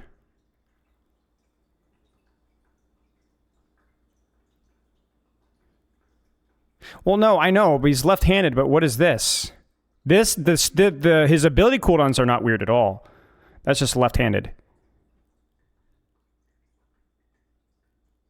Wait, did he actually press E? And just tank players feel rewarded. Drastic change to the tank role as well. In my opinion, we need some way. I think he's not pressing his E. He must have rebounded. Look. As well. You see what I'm saying? More fun to play, and I think we could introduce an equally drastic change to the tank role as well. In my opinion, we need some way to make tank players feel rewarded for being the one getting hard. Yeah, he's got hotkeys or something. Ult charge for simply taking and mitigating damage, and of course getting hit with CC. You would of course have to tune the ult cost. Yeah, so I like the direction this discussion is going. I don't know if I agree with the suggestion. I think it's always tricky when I don't know. It's tricky. I'd have to think about this more. I'd have to think about this more. To compensate, but I think this would have the potential to make tanking feel less irritating because it would actually give you a reason to want to get hit with all the annoying abilities like anti-nade, Discord Orb, Best Returns, Summer Hack, etc. Initially, you might think that it would be terrible if we punish players for simply dealing damage, and that encouraging tanks to take damage would cause them to stand out in the open for no reason and feed. I think the most straightforward response to this is just that all that already happens. Tanks taking way too much damage for no reason is something that support players are probably very familiar with. And the game already punishes you for dealing damage right now, because any damage that you do that gets healed gives the enemy supports ult charge, which is why I don't think giving tanks the same benefit would really change the game as much as it might sound, as long as you take the time to set the ult costs properly. Yeah, I agree, Taizo, but I do think that if you get ult charge for that, I mean, maybe, but like that's not going to be like the new meta necessarily. I think that like I agree with the problems, but I think there's some discussion here. By giving tanks a reason to want to take damage, it would create a similar psychological effect to playing Zarya, where getting focused by the enemy team can actually be fun because the game rewards you for it. And if we apply the same principle to the other tanks, I think it has the potential to make the role feel less tedious and annoying. Another problem with tanks is variety. At the most basic level, there simply aren't enough tank heroes in the game, or more specifically, the ratio of tank versus non-tank. To me, I'll say this as well. I think one of the things that's really missing, we talked about this in the tank rework video or tank discussion video a lot, is that like thoughtful mitigation is actually not just good for like balance of the game, but thoughtful. Okay, it's probably take away from the session. I need to stop. Oh, yeah, exactly. It's like thinking about like Matrix and like Winston bubble and like Rain Shield and like Sigma Shield and Zarya bubbles, right? Or Diva Matrix or whatever. I forget what I didn't say. Like those are kind of fun to use. You know what I'm saying? Like whereas like the Fortify isn't like particularly satisfying to use. I think like it's also more fun as a tank to have like challenging mitigation tools as well. You know what I'm saying? It's not just good for balance, like, oh, Fortify is unfun to play into. Fortify isn't fun to play as. It's way more fun having to like time abilities and like aim stuff and bubble dance and stuff like that. Heroes, particularly damage heroes, is simply too large. Obviously, Blizzard has already been prioritizing these smaller tank and support roles for their recent hero releases, but in my opinion, if we wanted to increase the popularity of the tank role, part of that solution could be to start giving tank hero releases a bit more priority. The reason that the pool of a role matters is because players, especially new players, generally don't just decide to play a role because the role is just so awesome. They decide to play a particular role because there's a particular hero in that role that they specifically want to play. This partially explains why the damage role is so popular. Not only is the damage role already more simplistic, straightforward, and familiar, it contains quite a few more heroes, and as a result, there's just simply more heroes to get into. In contrast, the tank role, which already has the disadvantage of being more difficult to get into, it also has fewer characters to be interested in, and so it's not particularly surprising why players, and especially newer players, never end up giving the tank role a chance. Of course, currently the support role is able to maintain a relatively healthy player base while also having the smallest hero pool in the game, but you can probably already think of some ideas of why that might be the case. In regards to variety, there's also a problem of the conceptual designs of the tanks themselves. Not only are there already too few tanks, it's arguable that the few that do exist don't contain the kind of gameplay that appeals to a general FPS audience. Yeah, perfect cut to Malga. Since players do see Overwatch as an FPS game, they're simply less likely to enjoy playing tank as a main role. That's not to say that tanks don't shoot at things, but say for example you love playing heroes like Soldier, Ashe, Cassidy, Baptiste, or Illari, there just isn't a whole lot in the tank role that fulfills that same ranged hitscan archetype, except for perhaps the most recent addition of Malga. I'm not necessarily saying that we need more Malgas, but I think the overall concept of a ranged hitscan tank is something that would be welcomed by more FPS players, and something that I think the role needs if we want to improve the playability of the tank role for the general population. That's true. If I had to speculate, most FPS players gravitate towards poke-oriented heroes, because it's the style that most closely resembles traditional FPS gameplay. We already have a lot of variety with dive tanks and brawl tanks, and I think it's obvious why most FPS players probably aren't foaming at the mouth to play Sigma. In Overwatch 1, incorporating range into tanks was perhaps a bit harder to balance, since having two tanky characters who could also outpoke you at range would obviously be a terrible experience for every other player, which is why nobody in their right mind would design heroes like that in a game with two tanks. But now that there's only one tank, I think there's room to deviate from the established design principles in Overwatch 1. I think... Yeah, Sigma's fun, but Sigma's definitely not a character that you get into Overwatch playing. Like, you guys are looking at this from, like, the wrong perspective. You guys are... If you're watching my stream, you're already in the wrong demographic for the changes that these things have been. You guys probably don't focus tank as much as lower rank or the average player. You guys have more esoteric tastes. You like the strategy and so on. Sigma is fun. I agree. Sigma is a lot of fun, but it's not a character that initially appeals to people. Like, you have to kind of, it's an acquired taste. You know what I'm saying? Including some stronger poke tanks can really have the potential to capture more attention from the general Overwatch player base. In regards to design, we of course also have to address the glaring problem of the effectiveness of counter-swapping, or rather the vulnerabilities that tanks have to being countered. The main problem here isn't even necessarily balance, but fun. As a single tank, if you're playing well enough to convince most of the enemy team to counter-swap, maybe you could say that you're doing a good job, but ultimately, not being able to engage with the mechanics that are the reason you probably chose to play your particular hero in the first place is not especially fun. Not only can you be countered by the enemy team, your favorite hero could also potentially be countered by the map design. For damage and support heroes, you can usually make any hero at least somewhat playable on every map, but if you've played tank Venture for any amount of time, you've probably at some point realized that some tank heroes are sometimes horribly suboptimal in specific situations. One of my personal favorite heroes, Zarya, is pretty much as close. I think the problem with that is, remember what we said the definition of a tank was? Is somebody that gets up close and maintains your attention for a long period of time.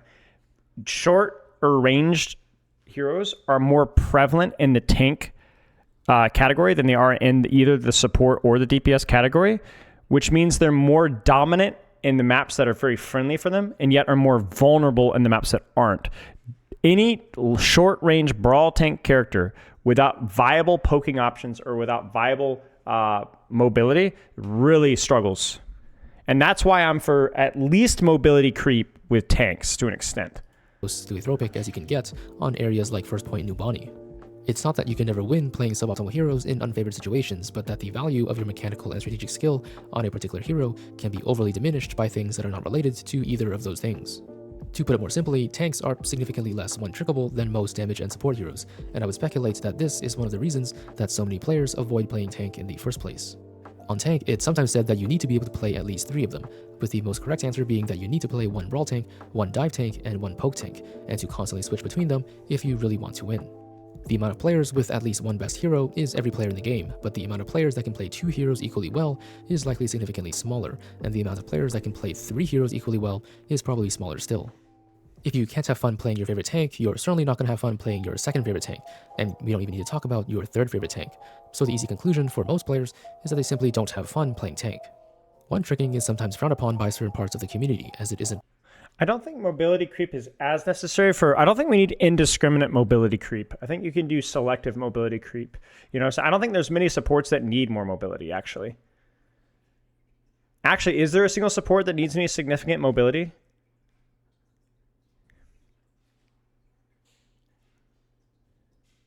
Because all the supports either already have mobility or have like good range. You know what I'm saying? I would have said Brig, but not anymore. Not since Overwatch 2. I think the supports are okay. Like, I know I'm the mobility creep guy. I think there's a couple of DPS characters that definitely need mobility. And there's definitely tanks need it. Is it just me or does Reinhardt counter Venture? Maybe. Venture doesn't really mess with tanks anyway. So, yeah. Idiari feels weird. Yeah, that's true. Idiari doesn't feel as mobile as she ought to. I agree. But yeah. Yeah, I definitely think that like mobility creep is more necessary on the tank role because of the range limitations that come inherently with that role. Theoretically optimal in any role, at least with respect to strategy. But the reality is that players... Well, the problem, Brax, is it's Venture gets destroyed by Rhine, but remember, you should not be you should not be anywhere. You should always be off angling. You know what I'm saying? If you're playing versus a Rhine. So a lot of times whenever Rhine does well versus X DPS, it's because... But that DPS probably shouldn't be interacting with that DPS, period. You know what I'm saying? Players usually have favorites, and more importantly, often don't have time to get good at multiple heroes. When it comes to people's favorite heroes, it makes sense that they want the opportunity to play that hero as much as possible. Maybe Life and if Fever? they can't Maybe, play that hero most of the time, they may as well play a different role. Of course, not every hero needs to be optimal all the time, but on the tank role, it more often than not feels like your hero is niche and suboptimal. A major reason that this is the case is, as you probably know, due to counter-swapping and map design.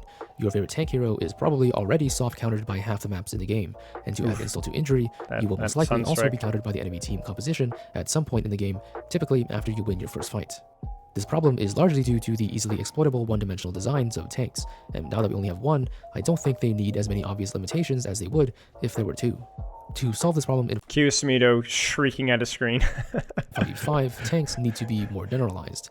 They don't necessarily have to be strong in every situation, but tanks need the ability to at the very least interact strategically with everything in the game. The quote-unquote simple way to approach this would simply be to rework tanks in ways that specifically address the things that they can't outplay. Obviously, it isn't really that simple because if you remove a limitation, you need to compensate by nerfing other areas, which can get pretty complex pretty quick. And there are potentially infinitely many ways you could rework a tank, most of which are pretty bad. Maybe Orisa needs to be able to fly, maybe she doesn't, but the general idea is that tanks need to have more outplayability. Spread the news, spread the word, things that guys. exploit their natural weaknesses if we want more players to feel like they can have fun playing the role. In summary, the 4 things that I think need to happen in order to increase the popularity of the tank role is that we need to make the role feel more satisfying, we need to make tanks feel rewarded for being focused by the enemy team, we need to introduce more variety and generally appealing designs, and we need to give tanks more ability to play around their weaknesses. And that's all I have to say for now. Yeah, I mean, as usual. It's a good video. I mean, it's obviously I'm going to like it with what he said, so it's not like there's anything crazy there. All right, what do you got here?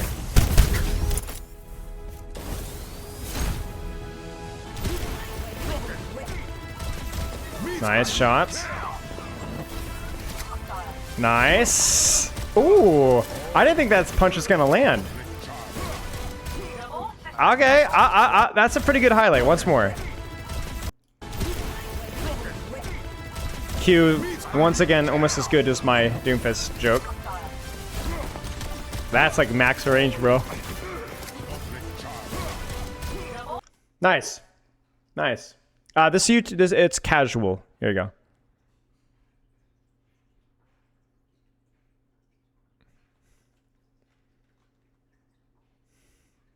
No, I don't think so, chicken. I'm too tired for that, frankly.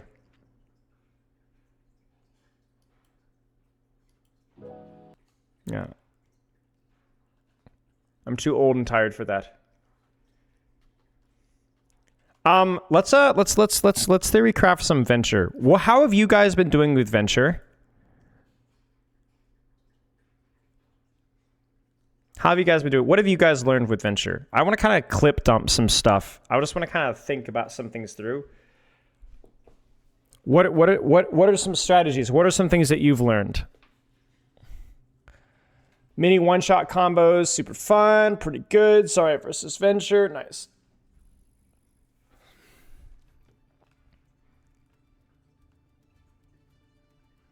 Death.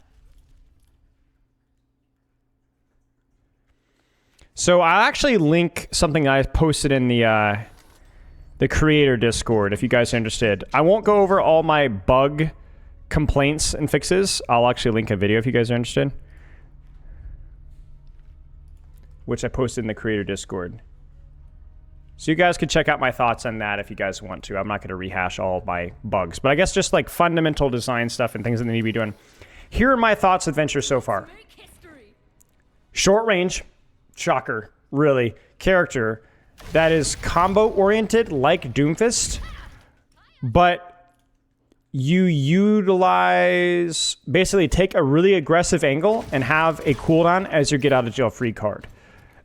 Because you have 2 cooldowns, in theory, you're allowed to use a cooldown on that angle as well, aggressively. But this is where venture is tricky, because while that would work really well for other characters, with venture, having burrow or drill dash is not really a get out of jail free card. Oh, excuse me, guys. It's not a get out of jail free card, guaranteed. It's not a get out of jail free card, guaranteed. There's no, when you play them, there's not like an immediate, oh, you're 100% safe if you do this. Like, you're not going to be guaranteed going to get out, right? And so that's where there's like, I found like different gameplay loops here. I think that there is hold it off angle, poke, drill in, burrow, and then go to safety. There's hold an off angle, poke, burrow in, pop out a burrow, drill out. You guys get what I'm saying? There's the other gameplay loop for closing long distances, which is the one I was talking about the other day, which is burrow, drill, look scary, hold your burrow, bam, drill out again, right? Yeah, you have to play close to cover to make, I mean, that is definitely a big one, right? And I think the depth of the flanks with venture can be really tricky to figure out as well. I find venture to be more like Sombra rework than I thought. Did you guys ever watch me play Sombra? I remember playing the Sombra rework, and every single time I got lazy with my positioning and just kind of like wanted to poke and hold an angle and just like virus the tank, we would start losing. I had to like actively bully myself 24/7 to go deeper flank, deeper angle, deeper flank. And finding the value of that without having like long downtime was like really challenging. It was really challenging because I think venture has this capability to just live in the backline for way longer than you think. But it makes it really awkward to do because you don't really have you have some self-sustain, but it's not it's not like a tracer, you know what I'm saying, or a wrecking ball. So it doesn't always feel like that's the right move.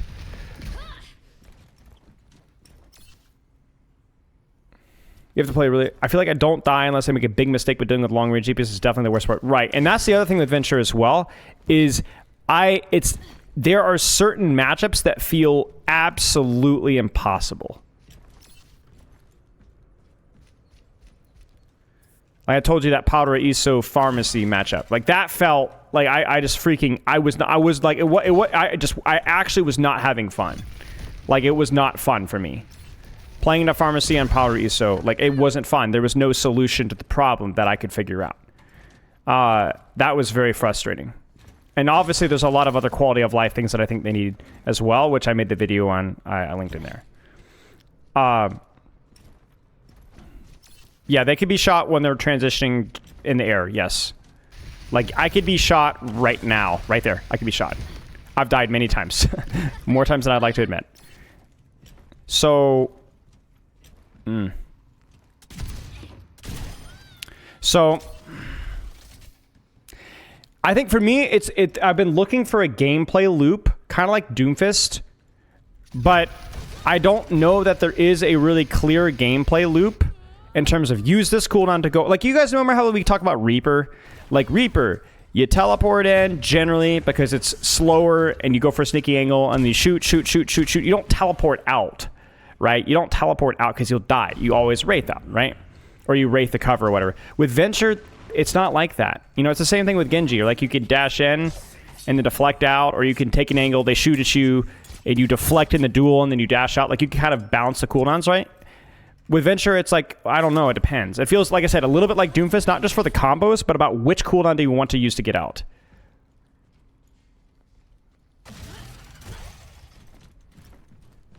Yeah, one-shots and run away. The thing with the one-shot, though... Okay, so this is the thing with Venture, though. I found Venture very vulnerable... Hear me out. Very vulnerable to rotations.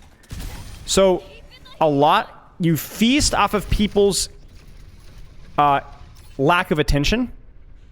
But if they give you attention and they rotate away, it can be actually difficult to close the distance consistently.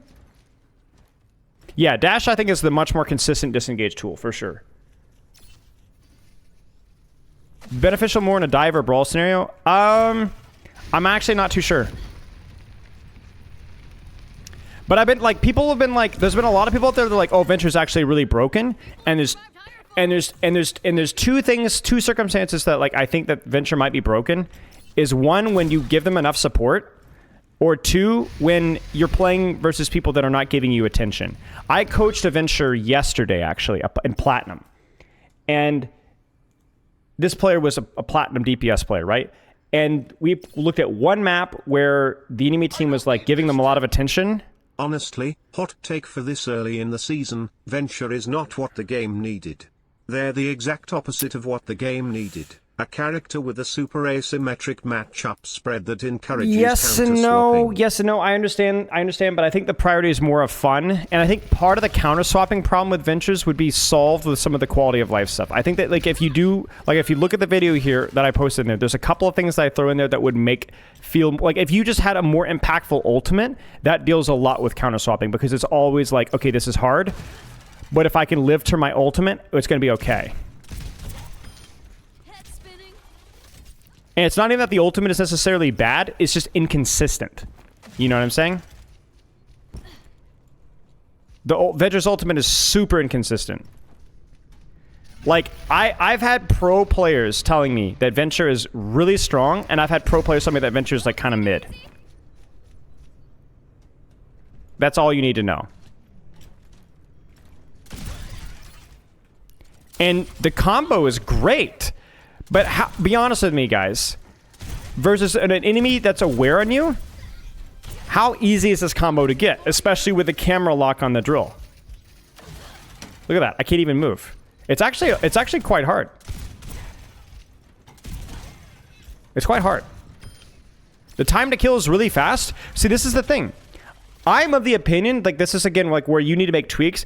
I think you could probably do something like address quality of life changes and then nerf the damage or the damage combos.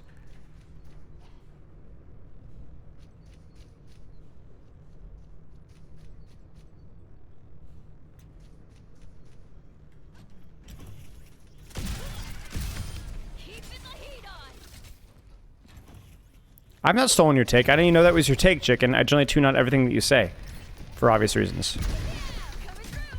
So yeah, I think that there's just a lot of like, the fact that you guys are so split is exactly my point. In certain circumstances, Venture feels absolutely oppressive. This Plat player that I was coaching yesterday, I didn't finish my thought. They were playing, I was coaching them on a Samoa game. And the enemy team was like running like, it was like a harder, like a more spammy comp, and they're like rotating away. And it was actually felt really bad. Like they were making mistakes, obviously, but they were getting punished really hard, like really, really hard. Not even like necessarily counter swapping, but like their whole approach was like really, really rough, and they were dying a lot. Then they go to a Hollywood game, and we literally like, I was live coaching him. He was literally sitting in their spawn with Venture for 4 minutes. And killing them one by one by one by one by one. And this the same SR. Same SR. Same, basically the same heroes too. They actually had like a Cassidy and all these kind of like quote unquote anti-Venture characters, right? So I think that like this is kind of like where we have the mobility is the redeeming factor that gives Venture counterplay. But I think some of the way the abilities work, it goes to show, it's a reality check that just having mobility isn't a guarantee of counterplay, right? It's the same thing that we have with Wrecking Ball, right? Wrecking Ball has a ton of mobility, but it doesn't guarantee counterplay all the time. There's some things that you just can't counterplay. What do you mean by rotating? I mean, like, I'm taking a flank on this target here, and as I take a flank on them, they see me or they can hear me, and they rotate, and by the time I get here, they're not here anymore. They're all the way over there. Which in of itself is value, but it's not always enough value to justify the character pick. And that was my Powder ESO experience yesterday.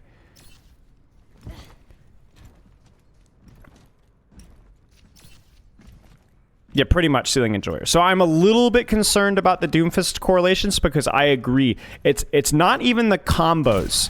It's the risk versus reward, where sometimes things you're either running the lobby or you're dying.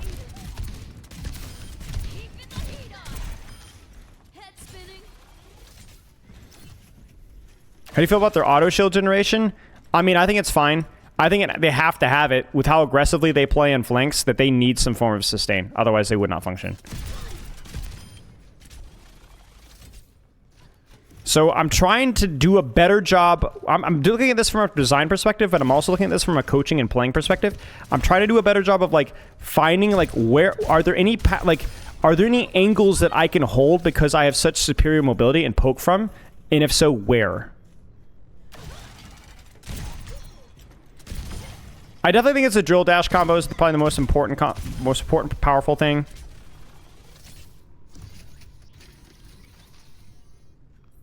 But yeah, very strange character. Very strange character, not in a bad way. Yeah, I agree, Ceiling Enjoyer. I think there's some way to like maximize, even with the ultimate, right? Like there has to be something that you can min-max here, right?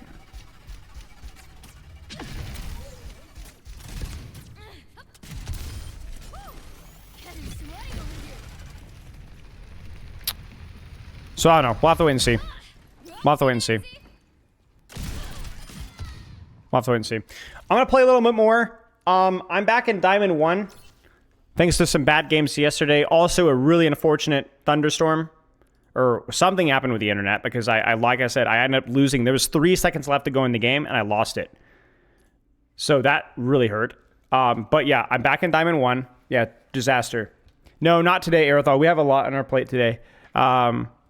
Yeah, so I think that, like, Venture, I would say, if I could give advice to the dev team, which I did already in the video I linked there, is don't do anything drastic, address the quality of life stuff, address the bugs, and just let it cook. See what happens. See what happens.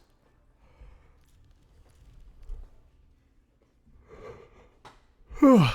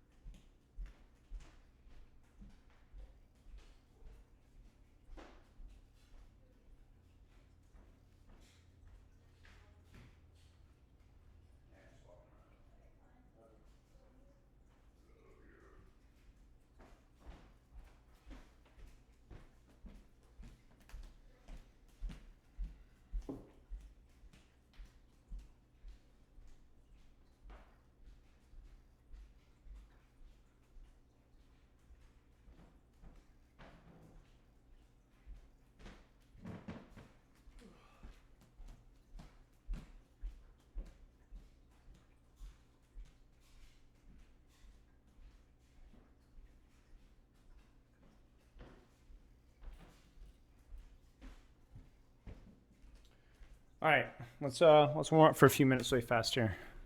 With a lower damage, higher fire rate, clip size weapon. Yeah, there's some tweaks that they could do. There's a lot of the nice thing with Venture's kit though is because it's so expansive, is that there are so many things that they can tweak here. I think that having a more not a overly complicated kit necessarily, but there's a lot of like little details and nuance that gives you a lot of knobs to tweak.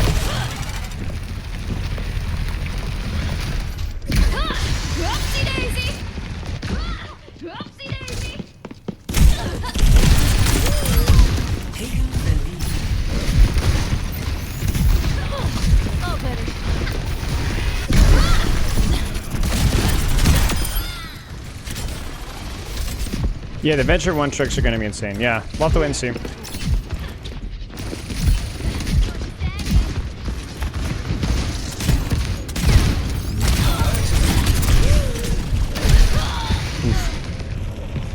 You're becoming Venture one trick? I won't either.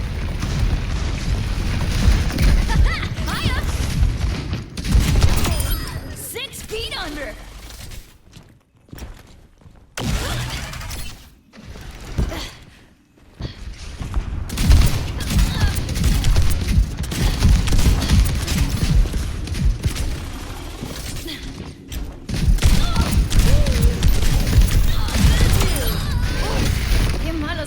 Be meta in pro play? I'd be surprised, but maybe with the amount of support that pro players are able to give, there's a chance. Like if you were able to give cover Venture's weaknesses, maybe, but I don't know. I just feel like characters like Sojourn, Tracer, Echo would just dunk.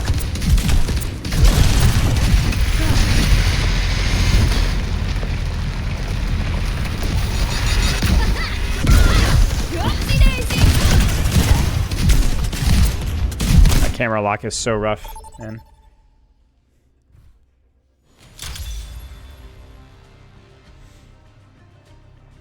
The problem with that, though, like Venture, Kiriko in an angle is kind of nutty, but what are you shooting? What are you shooting? If you're on an angle, what are you shooting? Versus a pro comp. Yes, but Genji's dash is faster, no? Genji's dash is faster.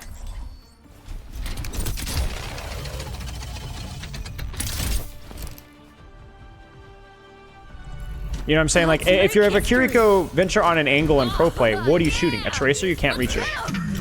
Can't reach her. Not the way the Tracer will play. Sojourn can't reach her either. Echo can't reach her either. Get into plenty. Yes, ma'am. You know. Thank you.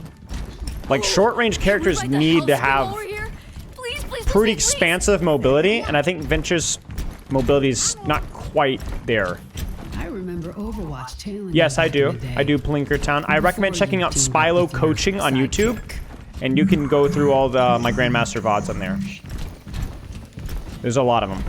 5, 4, 3, 2, and they're all free. 1.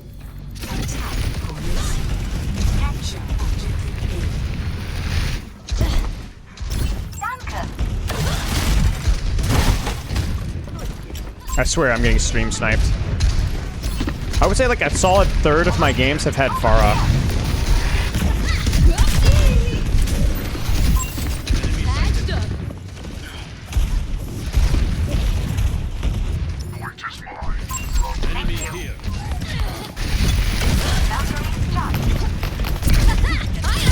What was the plan?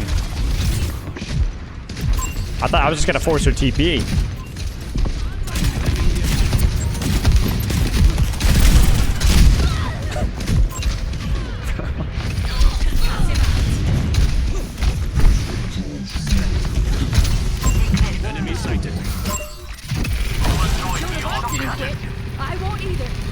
Yeah, you literally just have to avoid her entirely.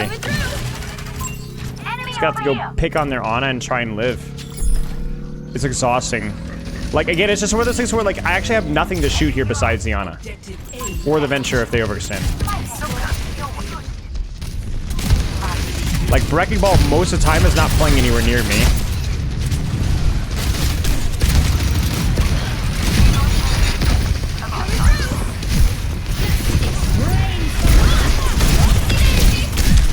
Should've gone for the Ana. Ah. Ah, crap, I should have killed her. I should have killed that Ana. It really is the tank experience adventure, though. It really is. Like, the whole concept of, like, baiting people's attention and trying to hold it with your burrow and stuff. Alright, I want to practice my angles here. I didn't say you could good.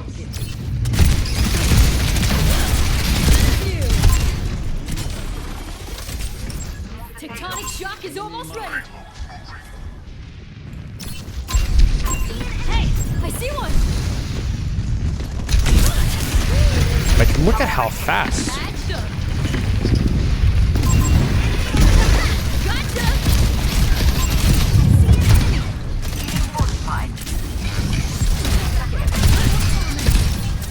Like, I can't actually even go for it much. Excavation initiation.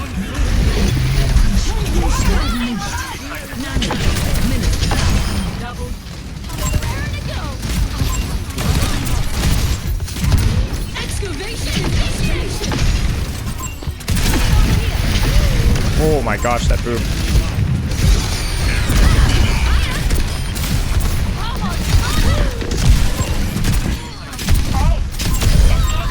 Oh, man. You think the ultimate charge rates he's changing? I initially I would have to pay. I have to look more. Initially in beta, I found it came up too fast. Yeah, but I haven't paid as much attention to it. There they are. Get ready. Hi.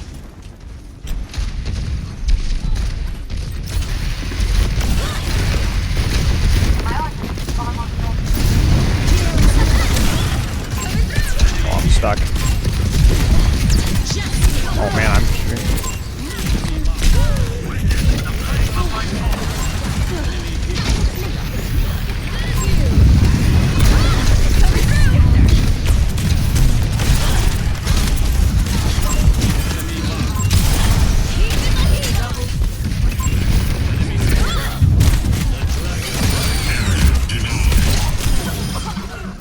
Holy crap, dude.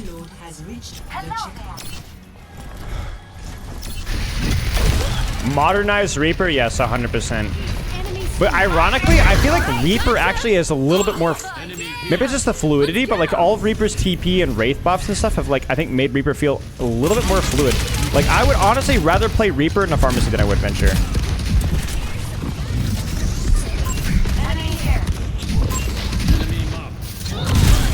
Oh, that was goofy.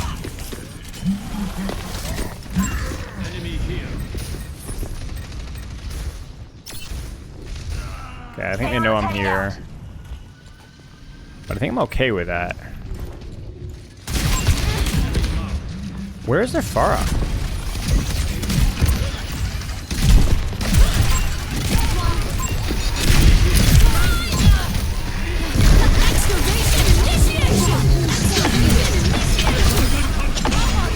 Oh. Wait, I just lost my ultimate. Frick.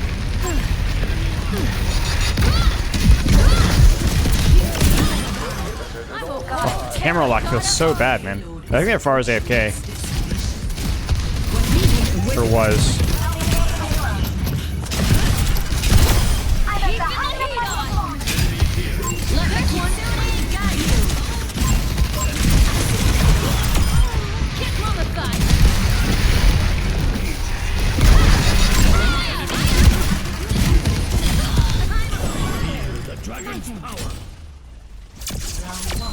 Yeah, Venture's Ult. I think that my biggest problem with Venture's Ultimate, besides the obvious issues that there is with the Ultimate, my personal issues, like, is that I struggle. I forget to use. I don't know how to use my abilities with it. You know, I don't know how to like use it and then drill dash to an angle and then shoot and then they focus me and then I burrow. You know, like I'm very clunky with it right now. I do think the Ultimate is fundamentally, not fundamentally, but has a lot of issues. I've already made, again, if you guys want my full list of issues with Venture, I'll drop it here. There's a lot of issues with Venture's Ultimate, and Venture, but I think that like, yeah. A lot, I would say at least like 30-40% of my issues with Venture's Ultimate are just familiarity. I gave up How much does the fully charged jump do? I think it's 110.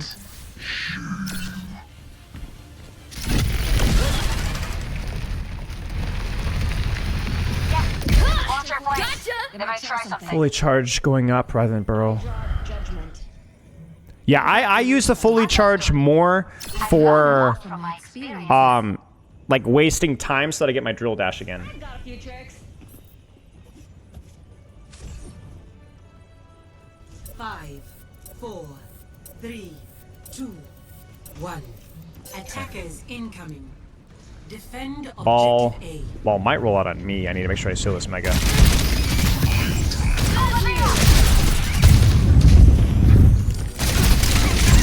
There's 2 of them now.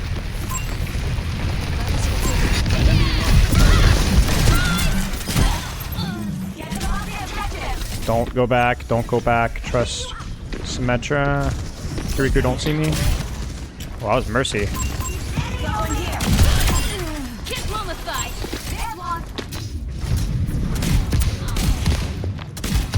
Frick.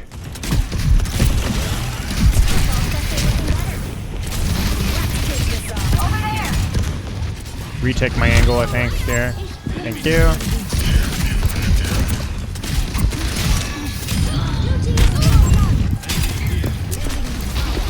Oh, my hunter's cooking.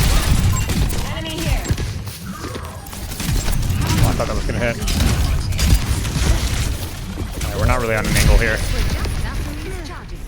Their guy's AFK. That sucks.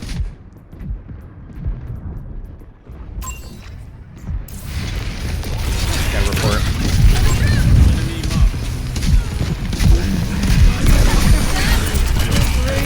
Excavation initiation. Over here. Again and again and again.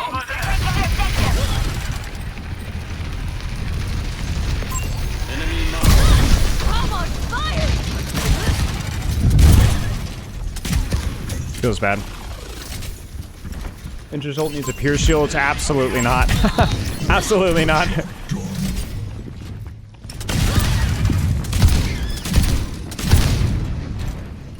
Just leave, bro. Why? Like, see, this is the worst part about it is Yogi Power's just straight up holding them hostage.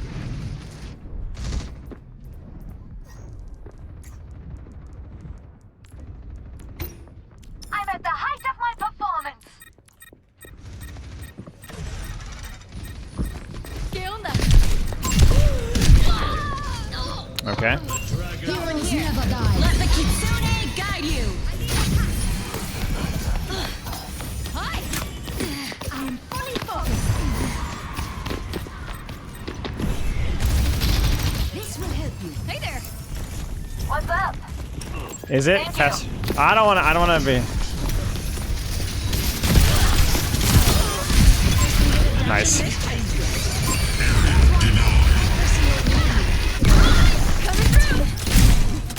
No! Did not mean to do that. You should die for that. You're on the objective. Push them out. 60 seconds.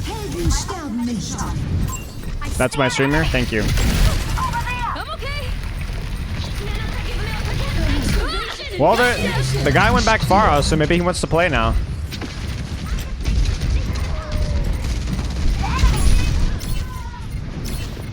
Oh, they're definitely coming in here. All right, well, we have a game, guys. Nice. Objective lost. Stop the payload.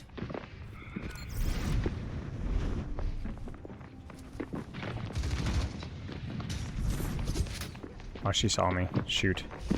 It's okay. I'm all right. There's one. Stop the We're not even pushing guard. enemy over here. Panic. Panic in the streets. Panic in the streets. Enemy here. There's one. Oh, come on, bro. Come on, bro.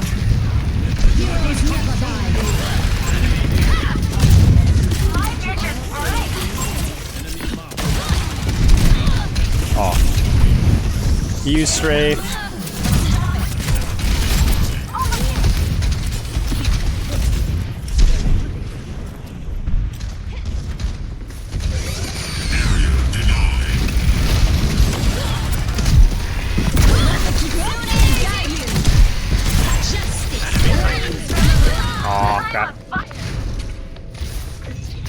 Well, you can also shoot the ground before you even come out and hit the person. Stop the payload from moving. Let's try that one more time. Ah! Surprise! Ultimate's ready.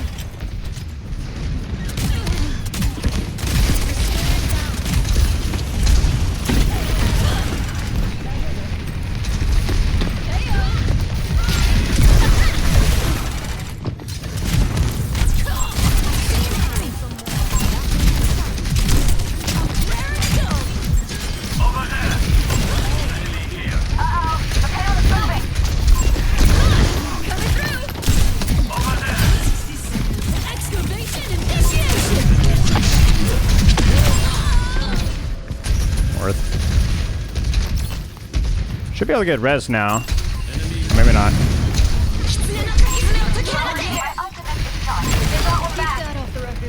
Venture diff? Yes. I'm not gonna lie, guys, I'm fully checked out.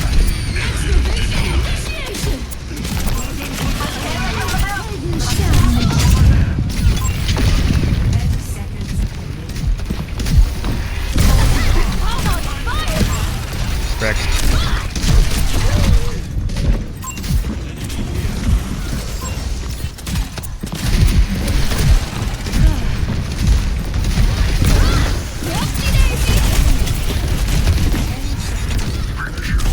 No.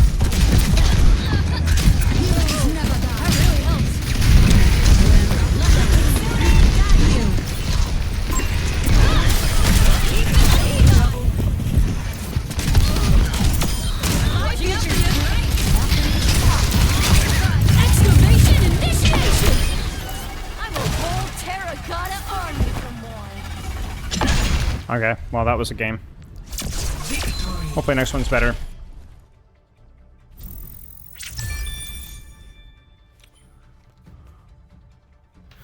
Alright, we'll be right back.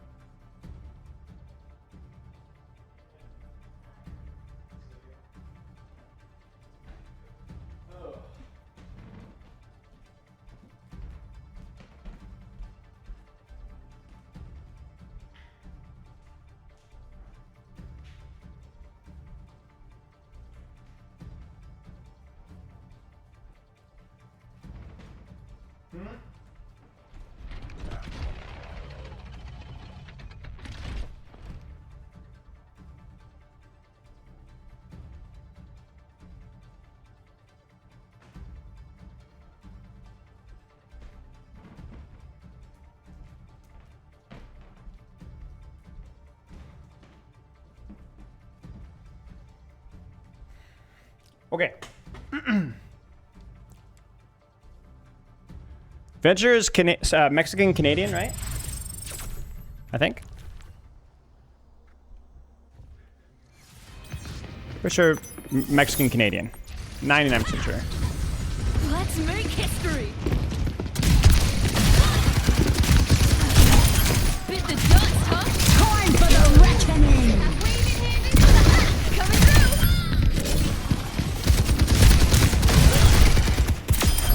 Oh, that's not gonna be pretty. Venture is Canadian, definitely Canadian.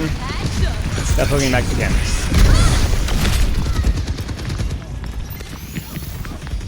Any tips from your last game? What could I have done? Nah, mate, your ball. I would have to look at your gameplay, mate. But I think you did well. You just were playing 4v5. I don't. Was your far up boomed or what? Like what happened? What is going on?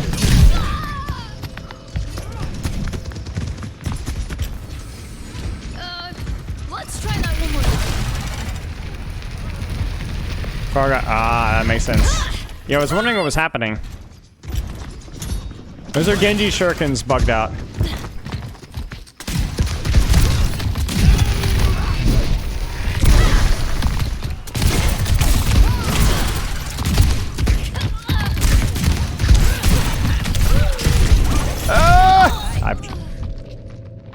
Yeah, I can see a lot of people stopping. That's unfortunate. You were legit playing 4v5 for almost all of third point defense and first point attack. I stopped like trying on first defense because I thought that, I don't know, they wouldn't.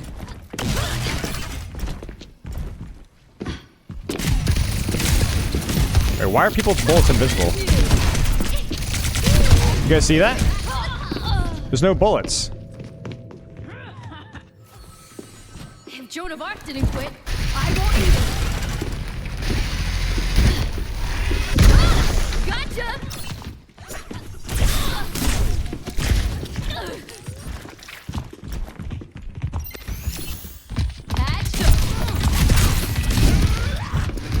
The plane was there. Excavation initiation!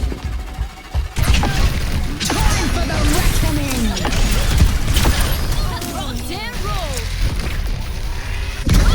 Hiya! Hiya! Enemy here!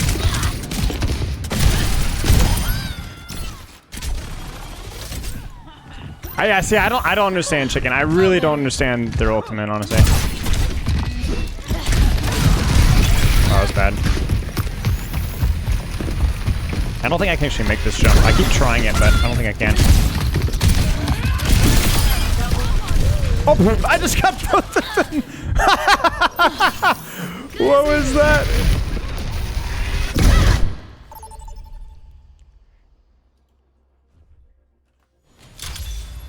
Nice, Lexa. Nice, Lexa. Well done. Well done, Lexa. But remember, there's always downsides and there's always upsides, so be patient. I'm glad to hear that it helped simplify at least your thought processes, though. Who is a perfect DPS 2 in terms of design? I mean, you guys know me. I'm a big Tracer fan. I think Tracer and Genji are great. I think Genji's the only one. My only problem with Genji is damage boost through Blade.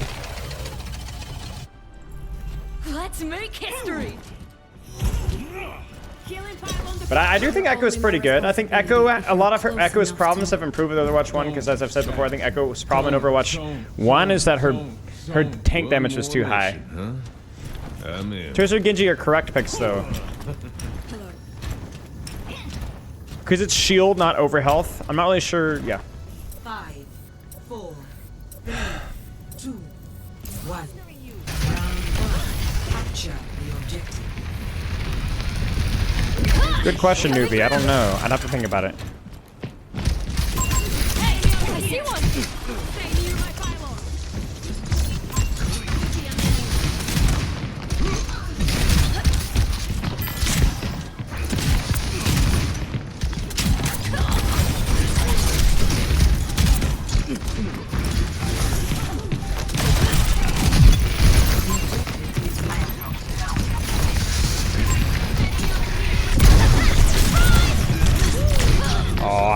I thought I could just ego my drill dash there. I needed to get a little bit closer to cover there. I egoed too close to them for too long. And then I needed to use my drill dash instead of egoing it.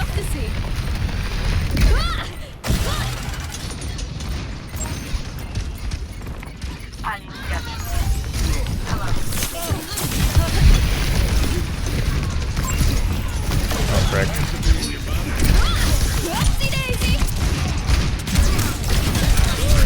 Frick, man. They're all the way in.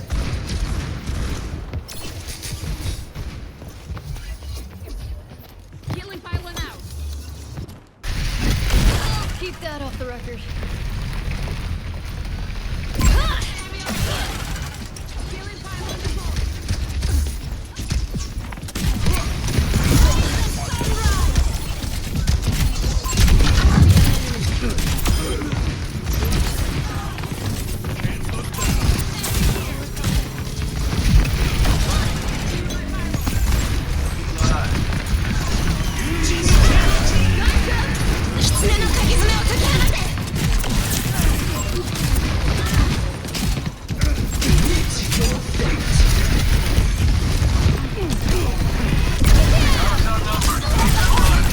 Oh, frick. I tried to go in with my Orisa. That was just an awkward fight.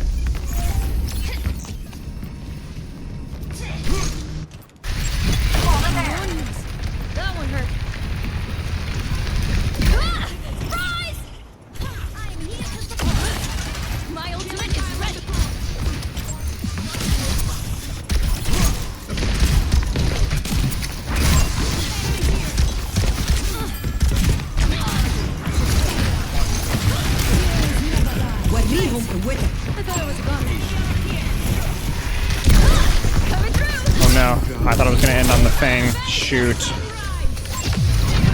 I was trying to pop out. I think I charged it too much to pop out that high. I probably also should have drill dashed the high ground there instead of drill dashing through main, to be honest.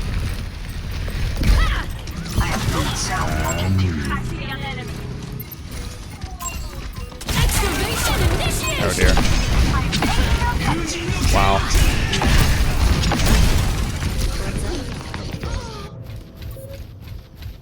Team kill. Best round lost. That's a bump on the noggin for sure.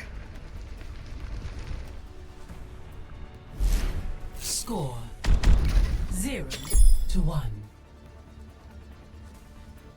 Yeah, I think like you can criticize JQ and Kiriko, or Kiriko rather than Sojourn for sure.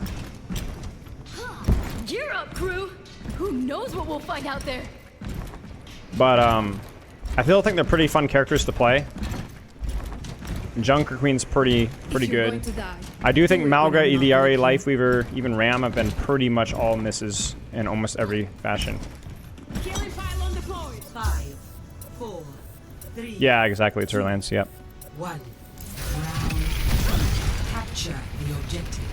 I technically have already hit Masters, but I want to be comfortably in Masters, and I feel like I also need to learn more about the character. Like, just I don't want to just hit a ranked goal. You know, I really want to like. All right, we got a flank keeper here.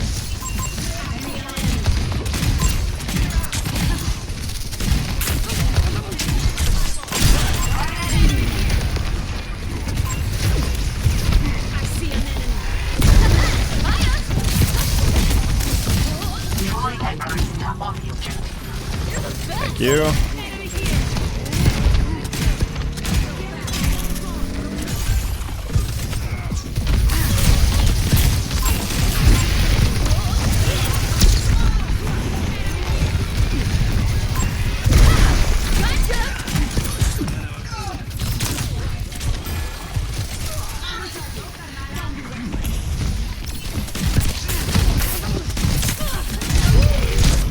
Like, oh, that entry is so slow.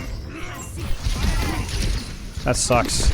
I think I needed to use my drill dash there instead. It's annoying though.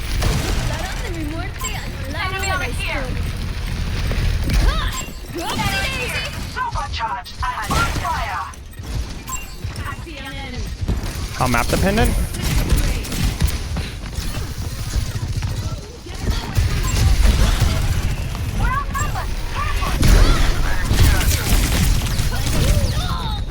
Shoot.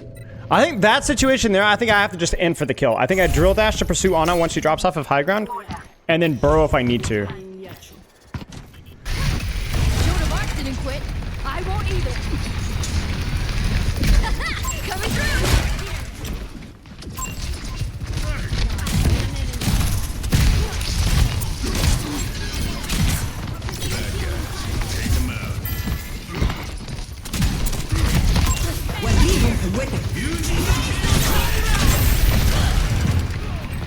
Points as good as ours.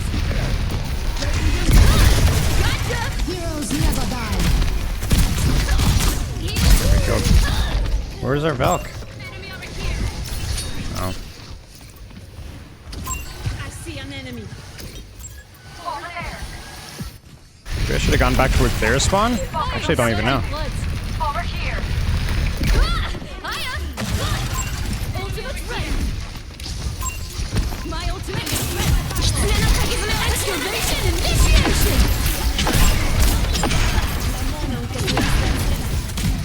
That's crazy that it doesn't hit anybody.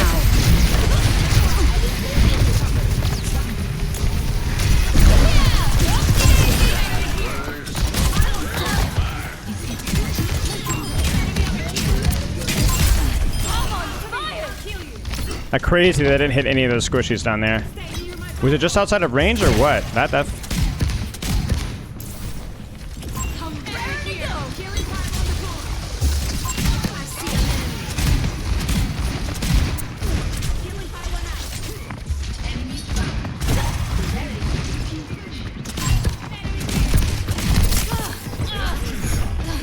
That really helps.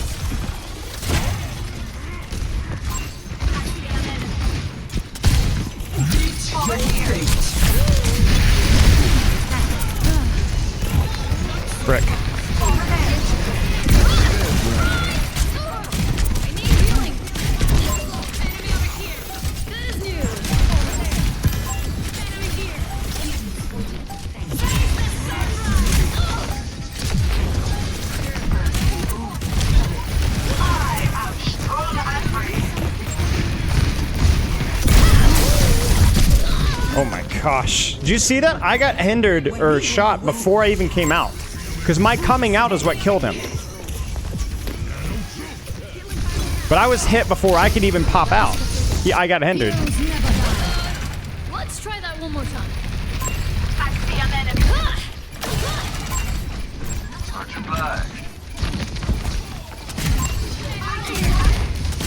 Round Nice. 2, 1. Let's get some medicine. Yeah. Score. Well, then he has travel time. That's true. That's true. I would have to go back and look at it. I'll go back and look at it.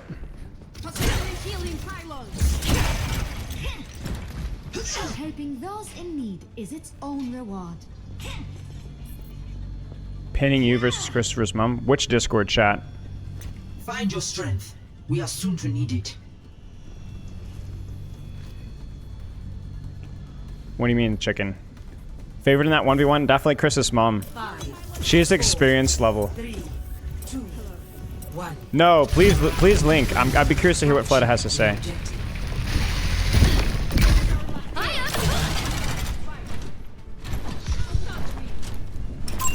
Enemy here.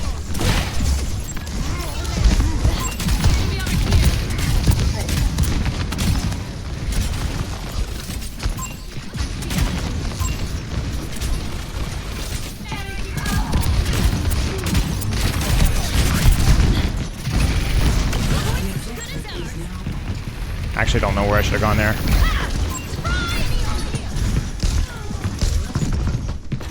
Scouting out the point. Oh no, my drill dash. Yeah. I'd be interested to look at it if you could send it to me. Send it to me over Discord, will you? Out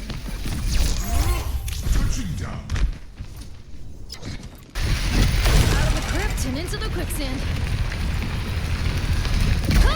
Coming through. I thought it was fun. Nice, we got bubble already.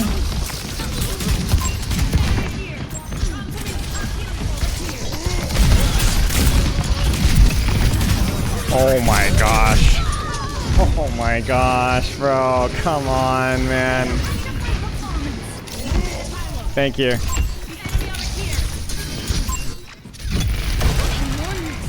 That one hurt. Oopsie daisy.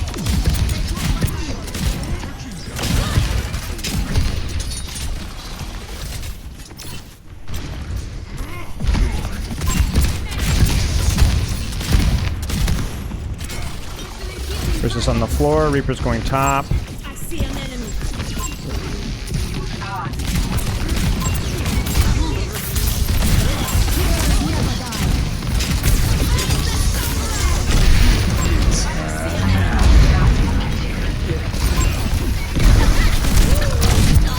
Got him. Oh, I thought I got him. No.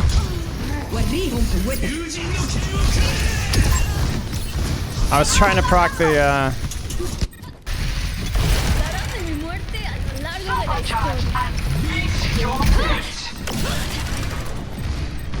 Crap.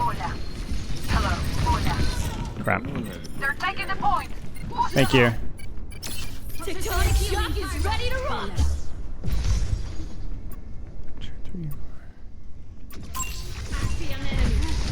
Oh, our bench, or yeah, okay.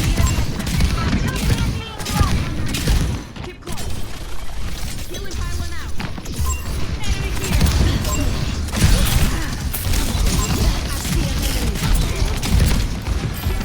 Excavation initiation.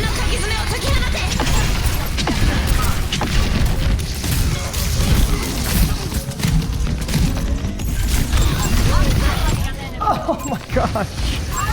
Dang it. I lose focus for half a second. Just for half a second. Not even. That sucks, man. I looked behind me and I died.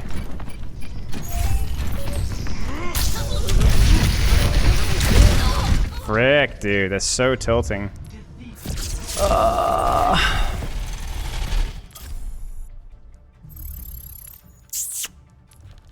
I gotta see the Hinder thing, man. But you blow up so fast. Nice, Luno. Almost 2 years. That's wild. 1 more month to go. All right, I gotta see. It was the second round. Yeah, this is it. Thanks for the sub, man. I appreciate it.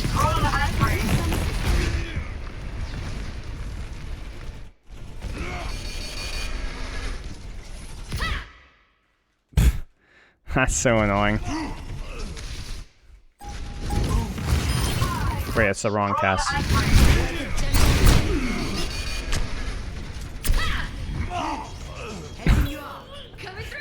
The Venture experience, man.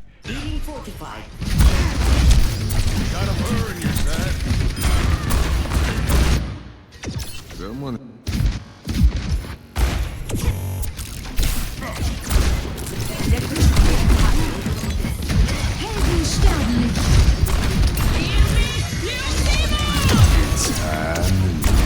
Did I not even proc the damage here?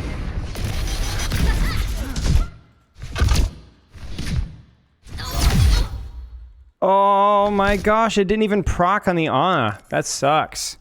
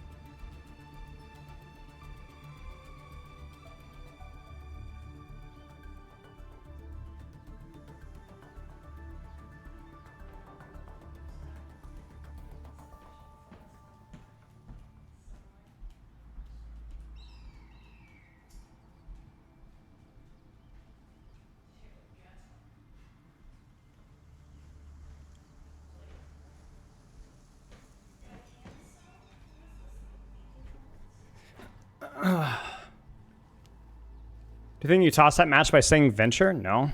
I mean, I think there was a lot of value to be had. I mean, I think the map was good. I needed to clutch in those moments, like that last fight. Like, I had 4 people's attention and allowed my team to cap for free, but I needed to live, and I didn't live. Because I like lost focus for like a quarter of a second.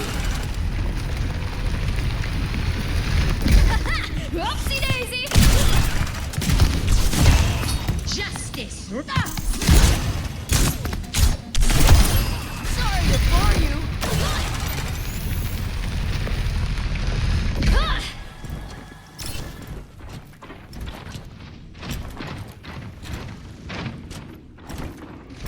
No, I don't want to look at anything in Discord right now. I want to say either be taking a break or practicing mechanical stuff right now if possible.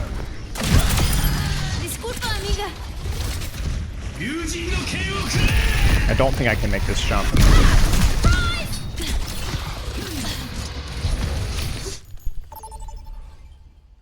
All right. Prepare to attack. Maybe we'll look at the Fleta guide, if anything.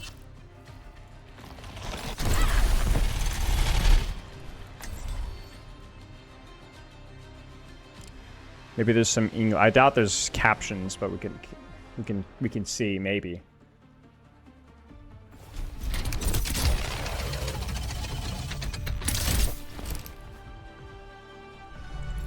Let's make history. Remind me to visit mi abuelita while I'm in Mexico. I gotta show her pictures from my last dig. Yeah, no captions, but we can at least watch. Let's get started. Got a lot of systems that need hacking. So there's like ability breakdown. There's the burrow in crap that we talked about earlier. And there's the combo that we were talking about, like full disengage, create attention. I feel like for me, it's like I do the right things, I just don't do them very well. Right? I have at least the right ideas.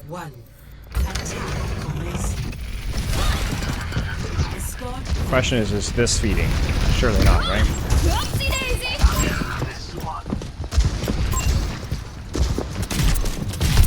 Yeah, I don't even think I need to go high ground here. Because if I can do damage here...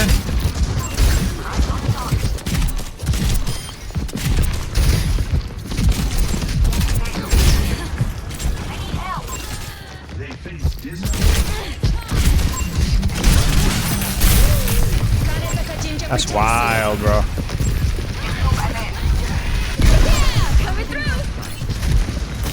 Where are they? Oh, okay. I could just learn Hangul, yeah.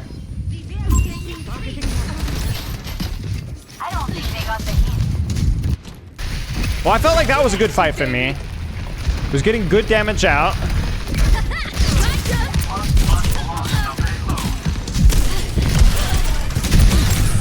I don't know where my team is.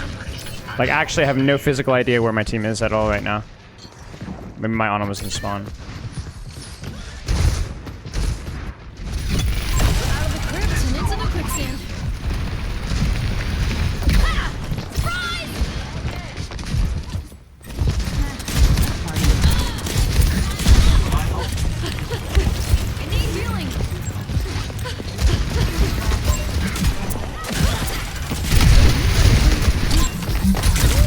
Why? How?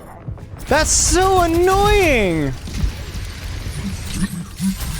My alt nano boot is ready to deploy. Like, That one hurt. I don't know, guys. Maybe this isn't the angle then. I don't even know where my team is. I'm not gonna lie. This hog is doing whatever he wants. Okay. Sure. Whatever.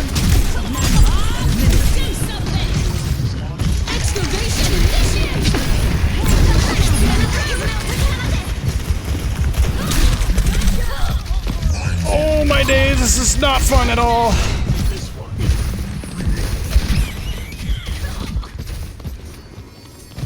What am I gonna have to hard flank, guys? I think I'm gonna have to hard flank. Actually, zero space at all.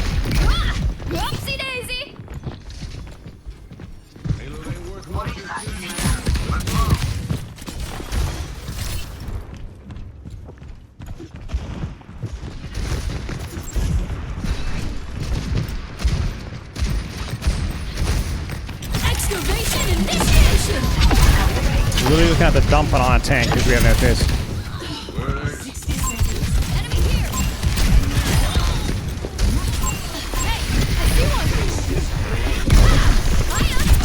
Frick.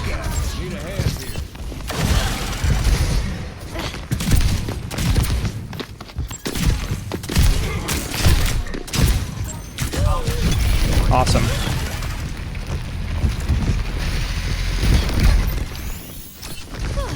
All better. Payload stall. Need to get a move on. 30 seconds remaining. We don't hurry, this might get ugly for us. Gotcha!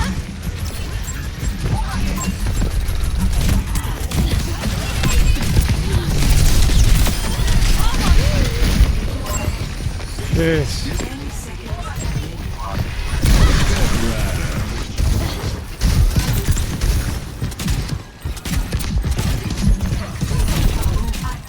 How is she back already?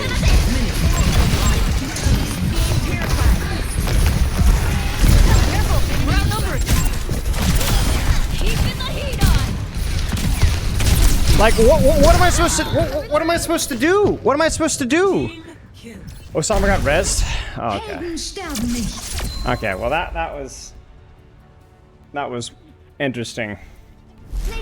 Score 0-0. Switching sides.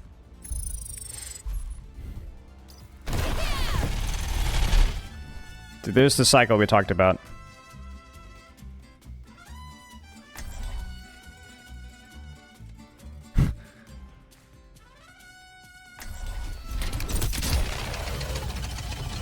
You should do more. Oh, that's helpful. Thank you.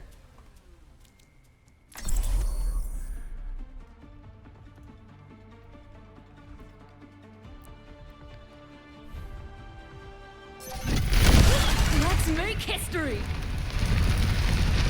Ah! Oopsie daisy! I can't hear you if you stray.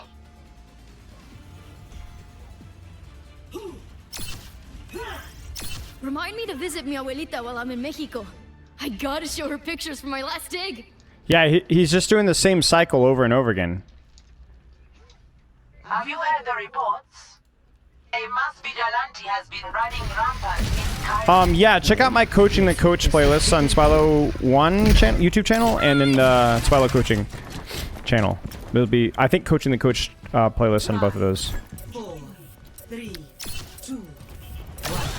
Oh, frick me, man. There's no way. I'm just totally out. No worries.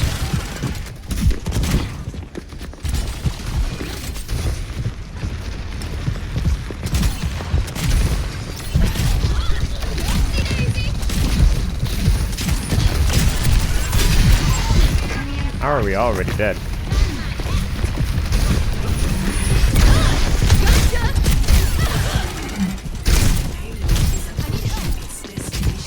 Sombra on the back line. I can't even touch here. Oh my gosh. That was hopeless.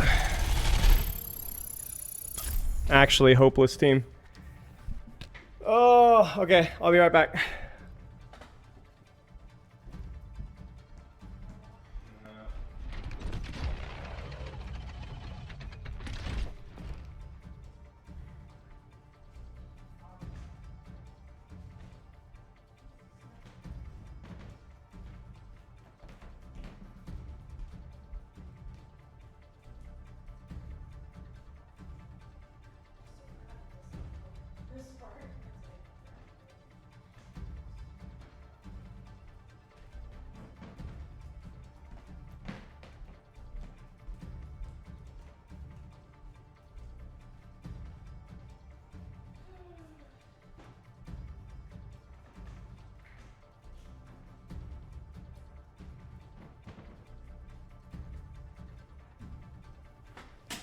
Get up there with a shift too. Depends on the high ground. You can't get on the very highest building with that.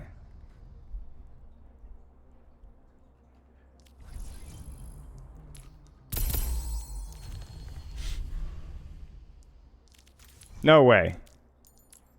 Maybe I'm thinking of the... No, I'm not thinking of the right thing here.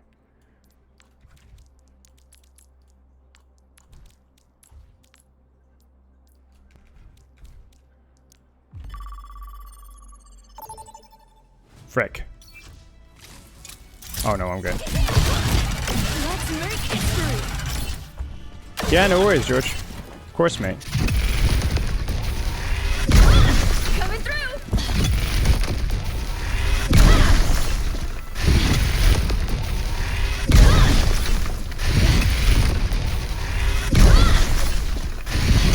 Bruh. What am I missing here?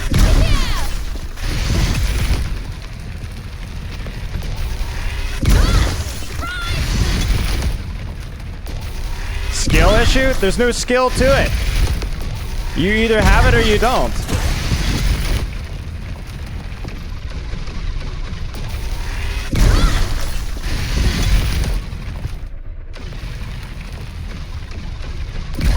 Gotcha. As in, it can make it or you can't. It's not a skill issue. There's no skill involved.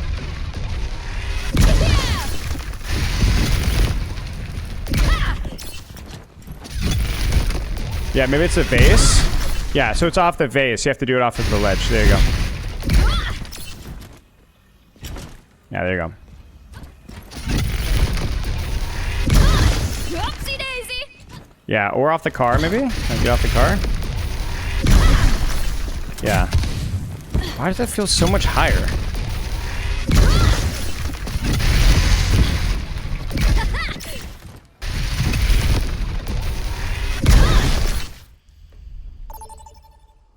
No, you can get it. You can get it, just not on the corner. At least not consistently. Prepare for battle. Select your hero. So last time I played this map, I learned my lesson trying to play like and harass tank from main. So we don't do that.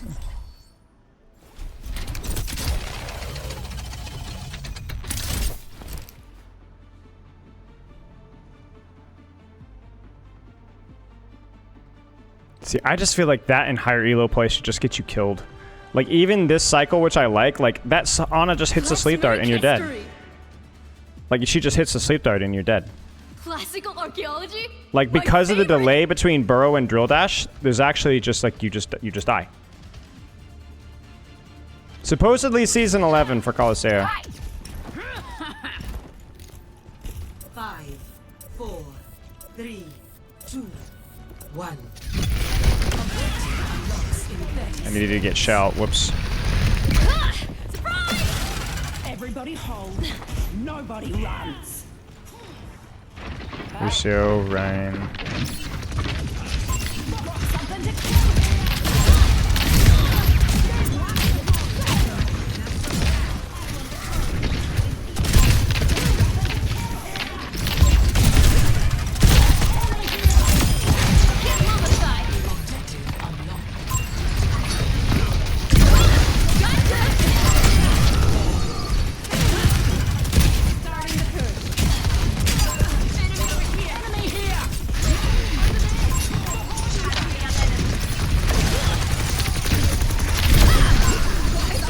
Gone to high ground.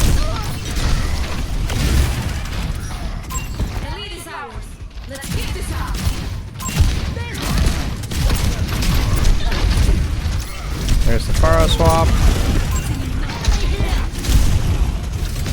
Predictable. And the Cassidy swap. Why am I playing tank?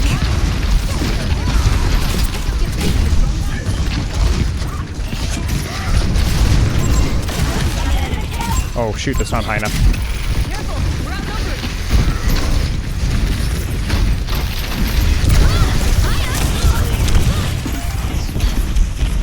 I want that robot back. Come on. Oh wow. That was crazy.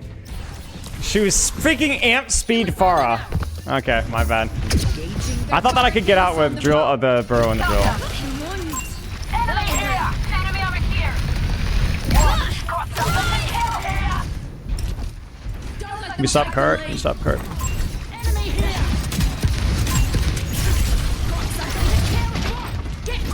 Where's this Lucio doing, bro?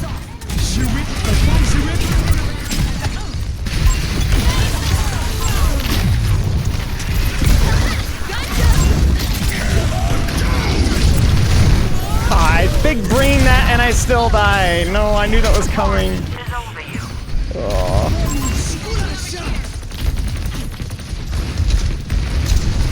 Can't let them catch up to us. Oh, such a glitch. Oopsie daisy. Maybe.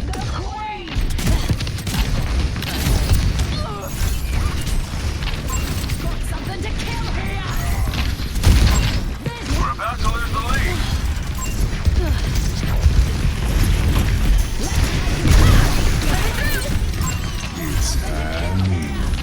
Excavation initiation.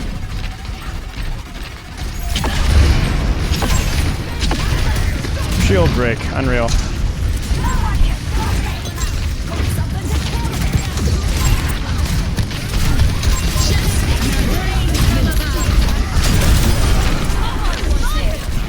Risky, but I figured I could get away with it.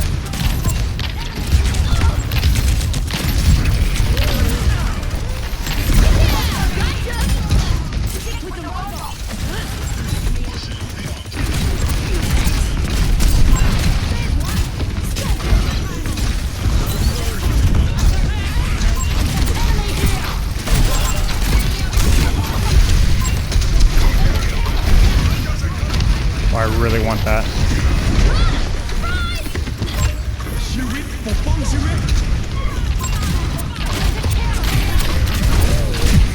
Oh my gosh, I was like, what is shooting me? Whoops. Not bad. I think we can get a little bit more meterage here. Into the quicksand. Probably should back up now. Coming through. Let's group up. Group up. Back up, back up, back up, back up, back up, back up, back up, back up, back up, back up, back up. Maybe not.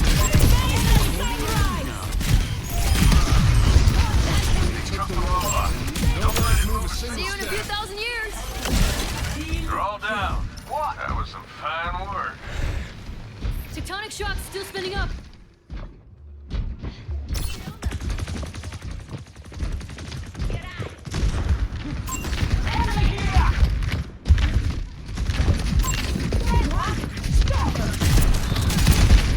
Come on.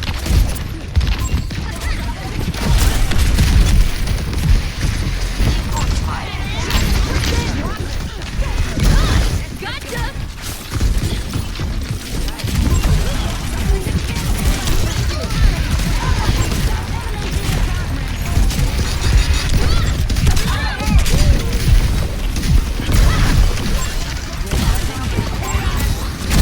Shoot.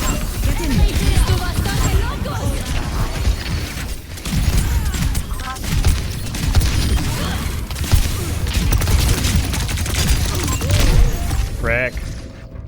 Enemy's got the robot. Don't let him get away. Stay near my Bible.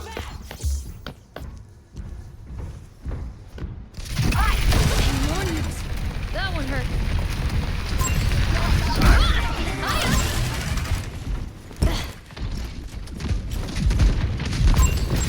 Over here. Widow's not paying attention. Lucy's not paying attention. 6 feet under.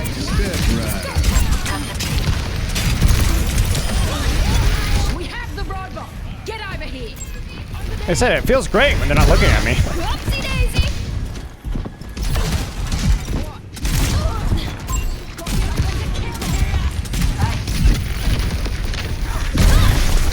Holy moly. No way I got pulled out of that.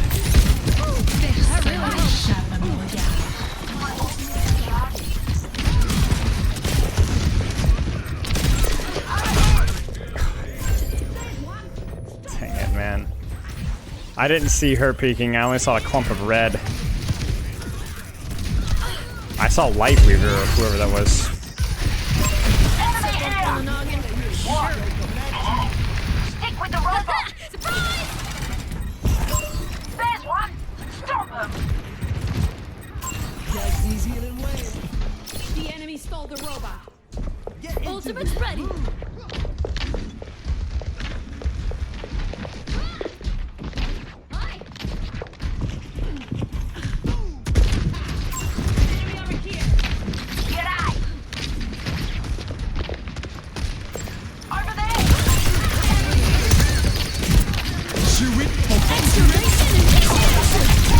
My abilities didn't work for a second.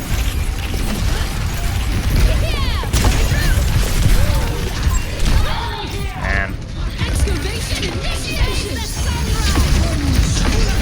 Alright, we got beat out, so that's good.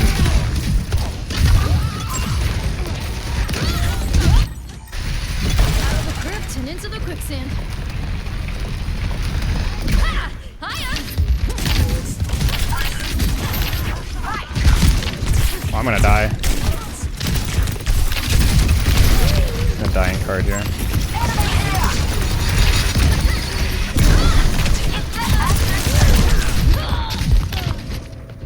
Stay near my fire. There are barricades advancing. We should be able to push this Widow, though. Personne n'échappe à mon Joan of Arc didn't quit. I won't either. Enemy sniper. Surprise! There's one. Stop them. Gotcha. Enemy here. Behind ya.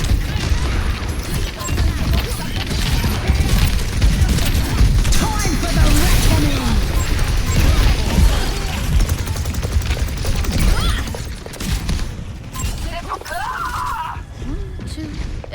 Yeah, we're outnumbered.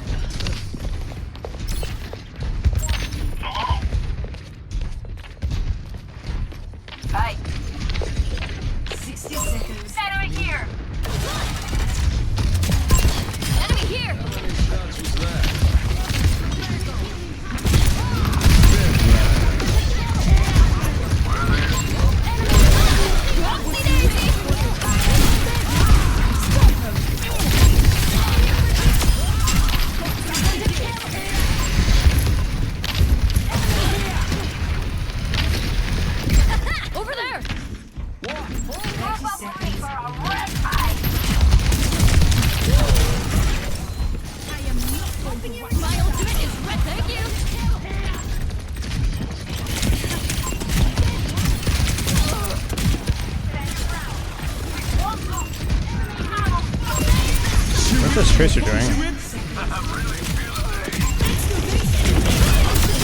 Keeping the heat on. I don't know. Excavation initiation. Weird game. Alright, we could probably do one more, then we got pugs.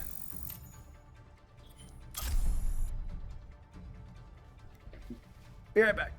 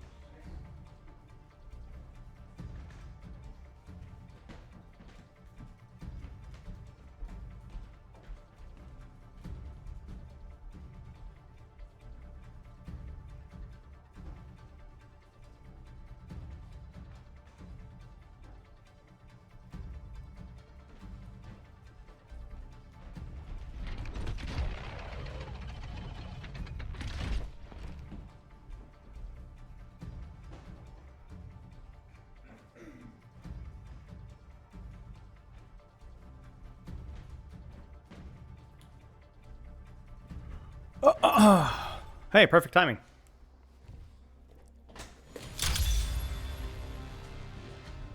Prepare to attack. Perfect timing. Select your hero.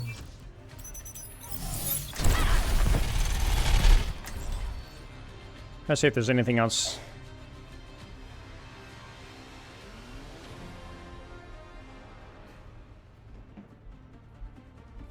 It's situations like this where I wonder if this is the right playstyle here. You know what I'm saying? Because like he should have just kept shooting. He should have just kept shooting. Hey, thanks for the raid. Please, Coach Danny. She fell from June 3 to Diamond 1 on Ball this season. Do not Maybe. I'll consider it. I'll consider it. The copy pasta needed like 7 or 8 more emotes for it to be accessible, though. I'll consider it. I appreciate the raid.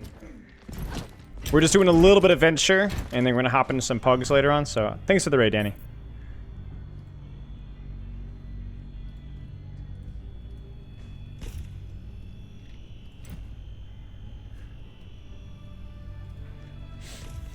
Five, four, Ayo, let's go. 3, 2, 1.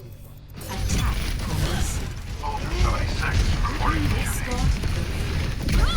Gotcha. Sigma, Torb. Ooh, hi. Oh dear. That was mechanically messy. I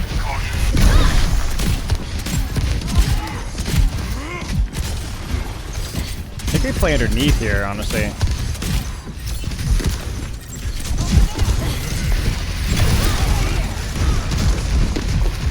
This Sigma has fallen, so I think I can take the tie here.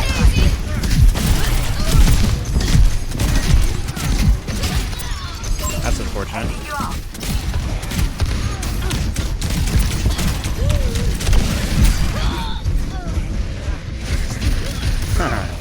No, I didn't get nervous. Trust. Watch this. Watch this clutch here. You guys will enjoy this next fight. On the noggin, for sure. Surprise! No time for games. Heads up!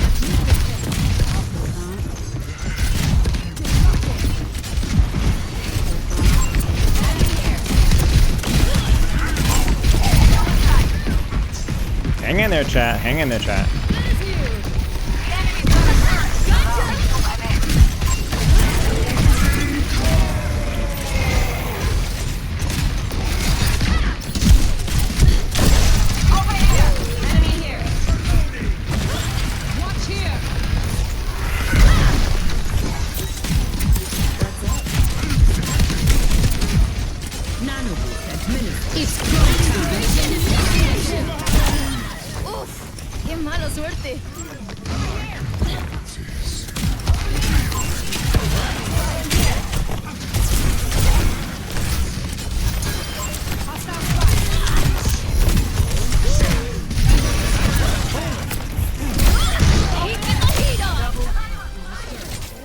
You see me? Here, croissant.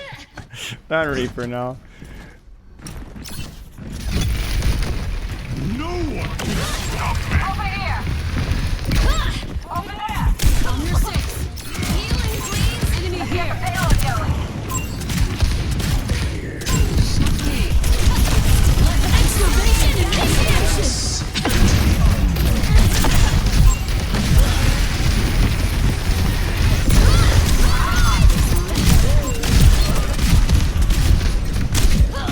Oh, frick. We actually lost that. I don't even know how we lost that. Oh, maybe not, maybe not, maybe not, maybe not. My Winston can live. My Winston can live. Drop bubble, sir, drop bubble. That one hurt. He's a cancer comp. Come on, let's move this payload. Come on, guys, finish a kill, finish a kill, finish a kill.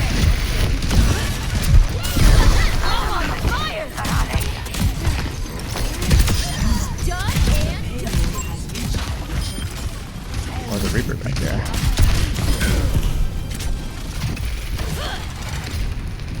I'm ready to overclock. Let's play this with the Raiders. What play?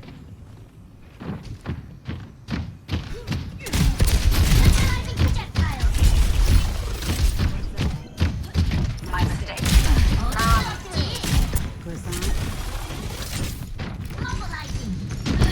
Over here.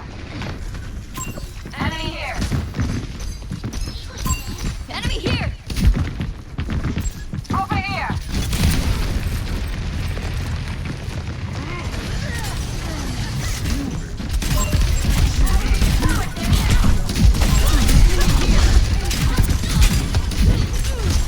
Frick.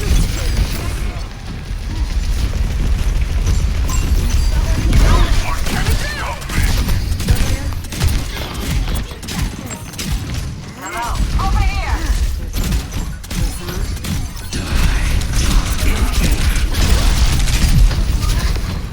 Healing fortified.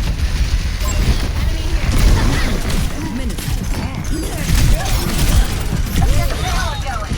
Man, that was a weird fight. Call me, croissant.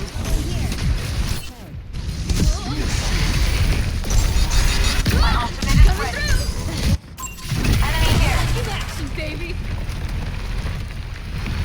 Weird fight. Over here. Ultimate's ready. Payload stalled. Hit on it.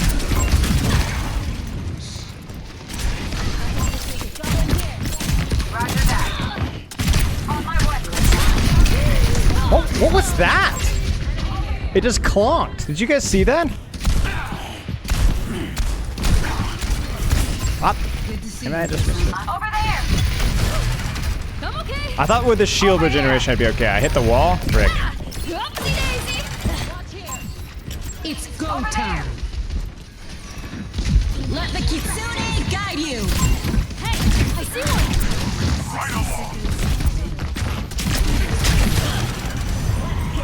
Yeah, dude. Enemy here. Move cart, move cart, move cart, move cart.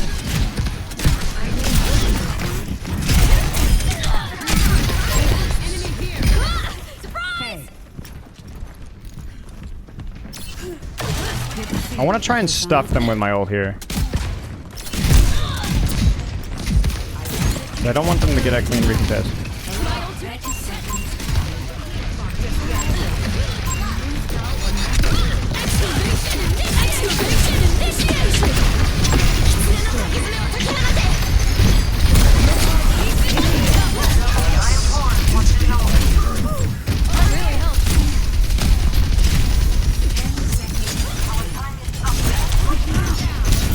Frick. Don't worry. I've got your That reload was so awkward. on the payload. Let's roll. Oopsie daisy. Oh, wow. My bad. Sure thing.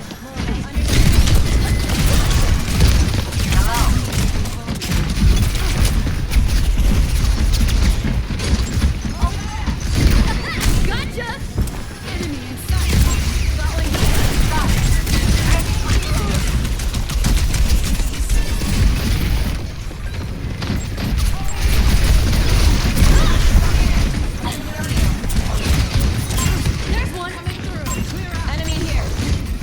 Where did he go?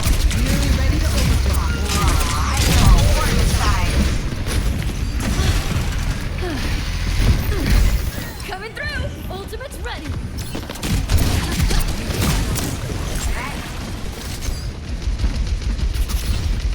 30 seconds remaining.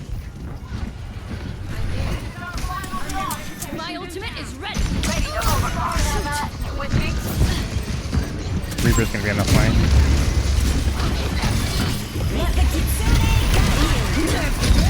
Over here! It's go time. Excavation initiation! Get the Reaper.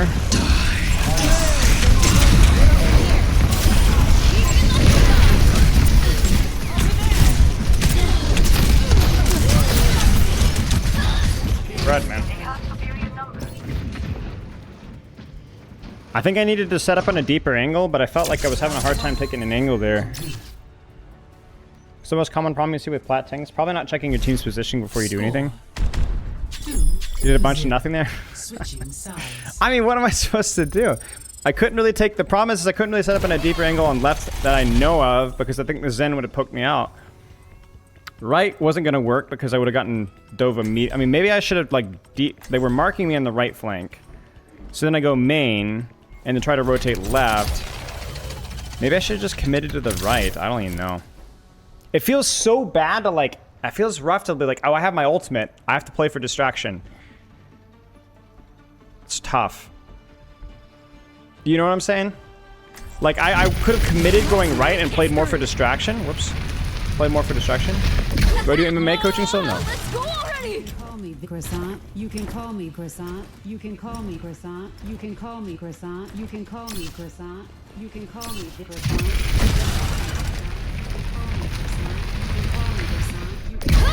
Gotcha! You can call me croissant. Okay. Stay close. I can't hear you if you stray. Hello? Hello? I can't do that. No. 9. Questionable judgment. 5, 4, 3. What's contenders team today, coach? 1. Bro, look at my Wikipedia. There's a lot of them. Widow, Reaper. Fitness gamer, thanks for the sub, mate. To stop the payload. I appreciate it. Zen. Keep an eye out.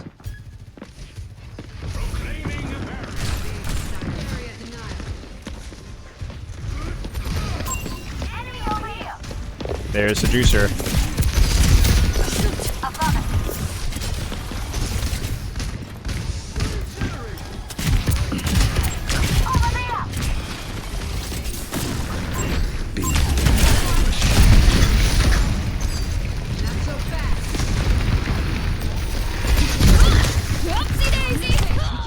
Oh, I didn't. I tried to. I don't know. I got lost in the sauce. I'm not gonna lie to you guys.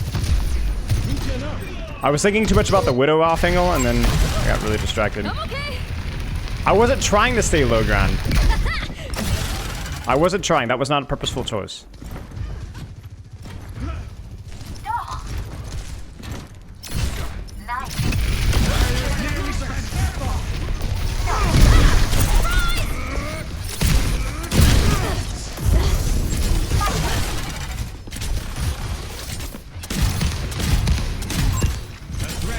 Same heroes.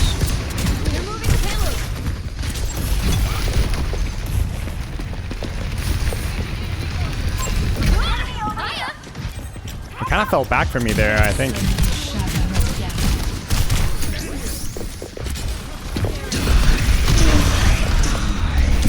No way. Yeah, we're outnumbered.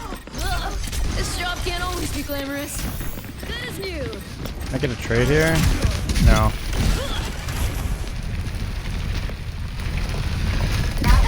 Gotcha! She probably goes above me, right? Payload has reached the checkpoint. Yeah, she does. Oh, she doesn't. Okay. Questionable. Patched up.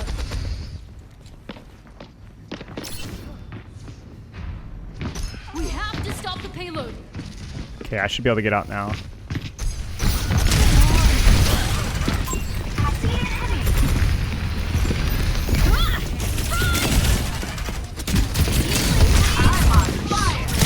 Guys,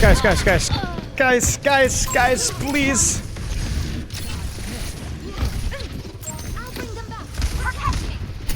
That's Wraith. We should go. That's a bump on the noggin for sure. Whoopsie daisy! Ultimate's ready. It's go time. They're moving the payload.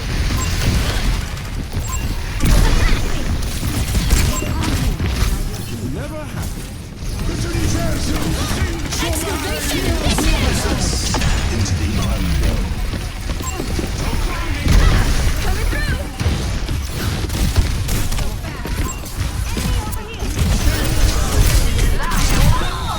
I went for it. Shoot. I think we win now. Oh, we just missed our flux. Frick. McCrogle, thank you for the sub. It really shouldn't be.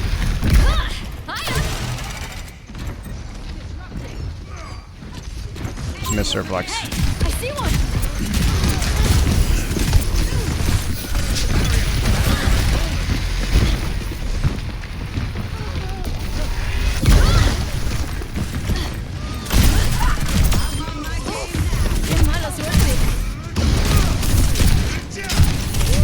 Oh, I didn't get shift in time. Shoot. I thought I'd be able to get it, but I didn't get it. Has reached the checkpoint.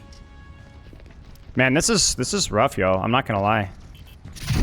Out of the crypt and into the quicksand. This should not be this hard. Whoopsie daisy! It's Gecko. They're moving the payload.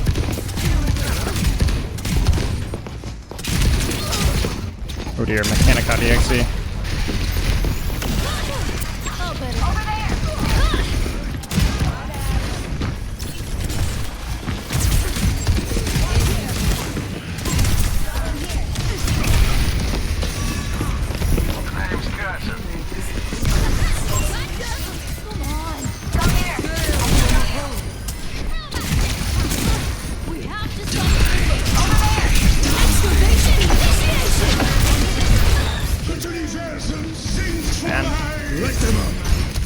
Yeah, we just fumbled the bag. Crap. Well, we're right back where we started. Whoops. That was unfortunate. Yeah, like I said, you guys can kind of see what I'm talking about. It's like the half of the venture skill is just like adjusting versus the attention more than anything else. But yeah, I actually got to head out. I'm gonna call stream there. We're calling stream a little early. We're gonna be doing !pugs. But yeah, I'll see you guys later. Don't really have a whole much more to add. We'll be back on Tuesday. Hopefully should have something, get venture back into Masters and have some sort of a conclusion or whatever. But yeah, I'll see you guys on Tuesday then. Yes. All right. I'll see y'all later. Spell out.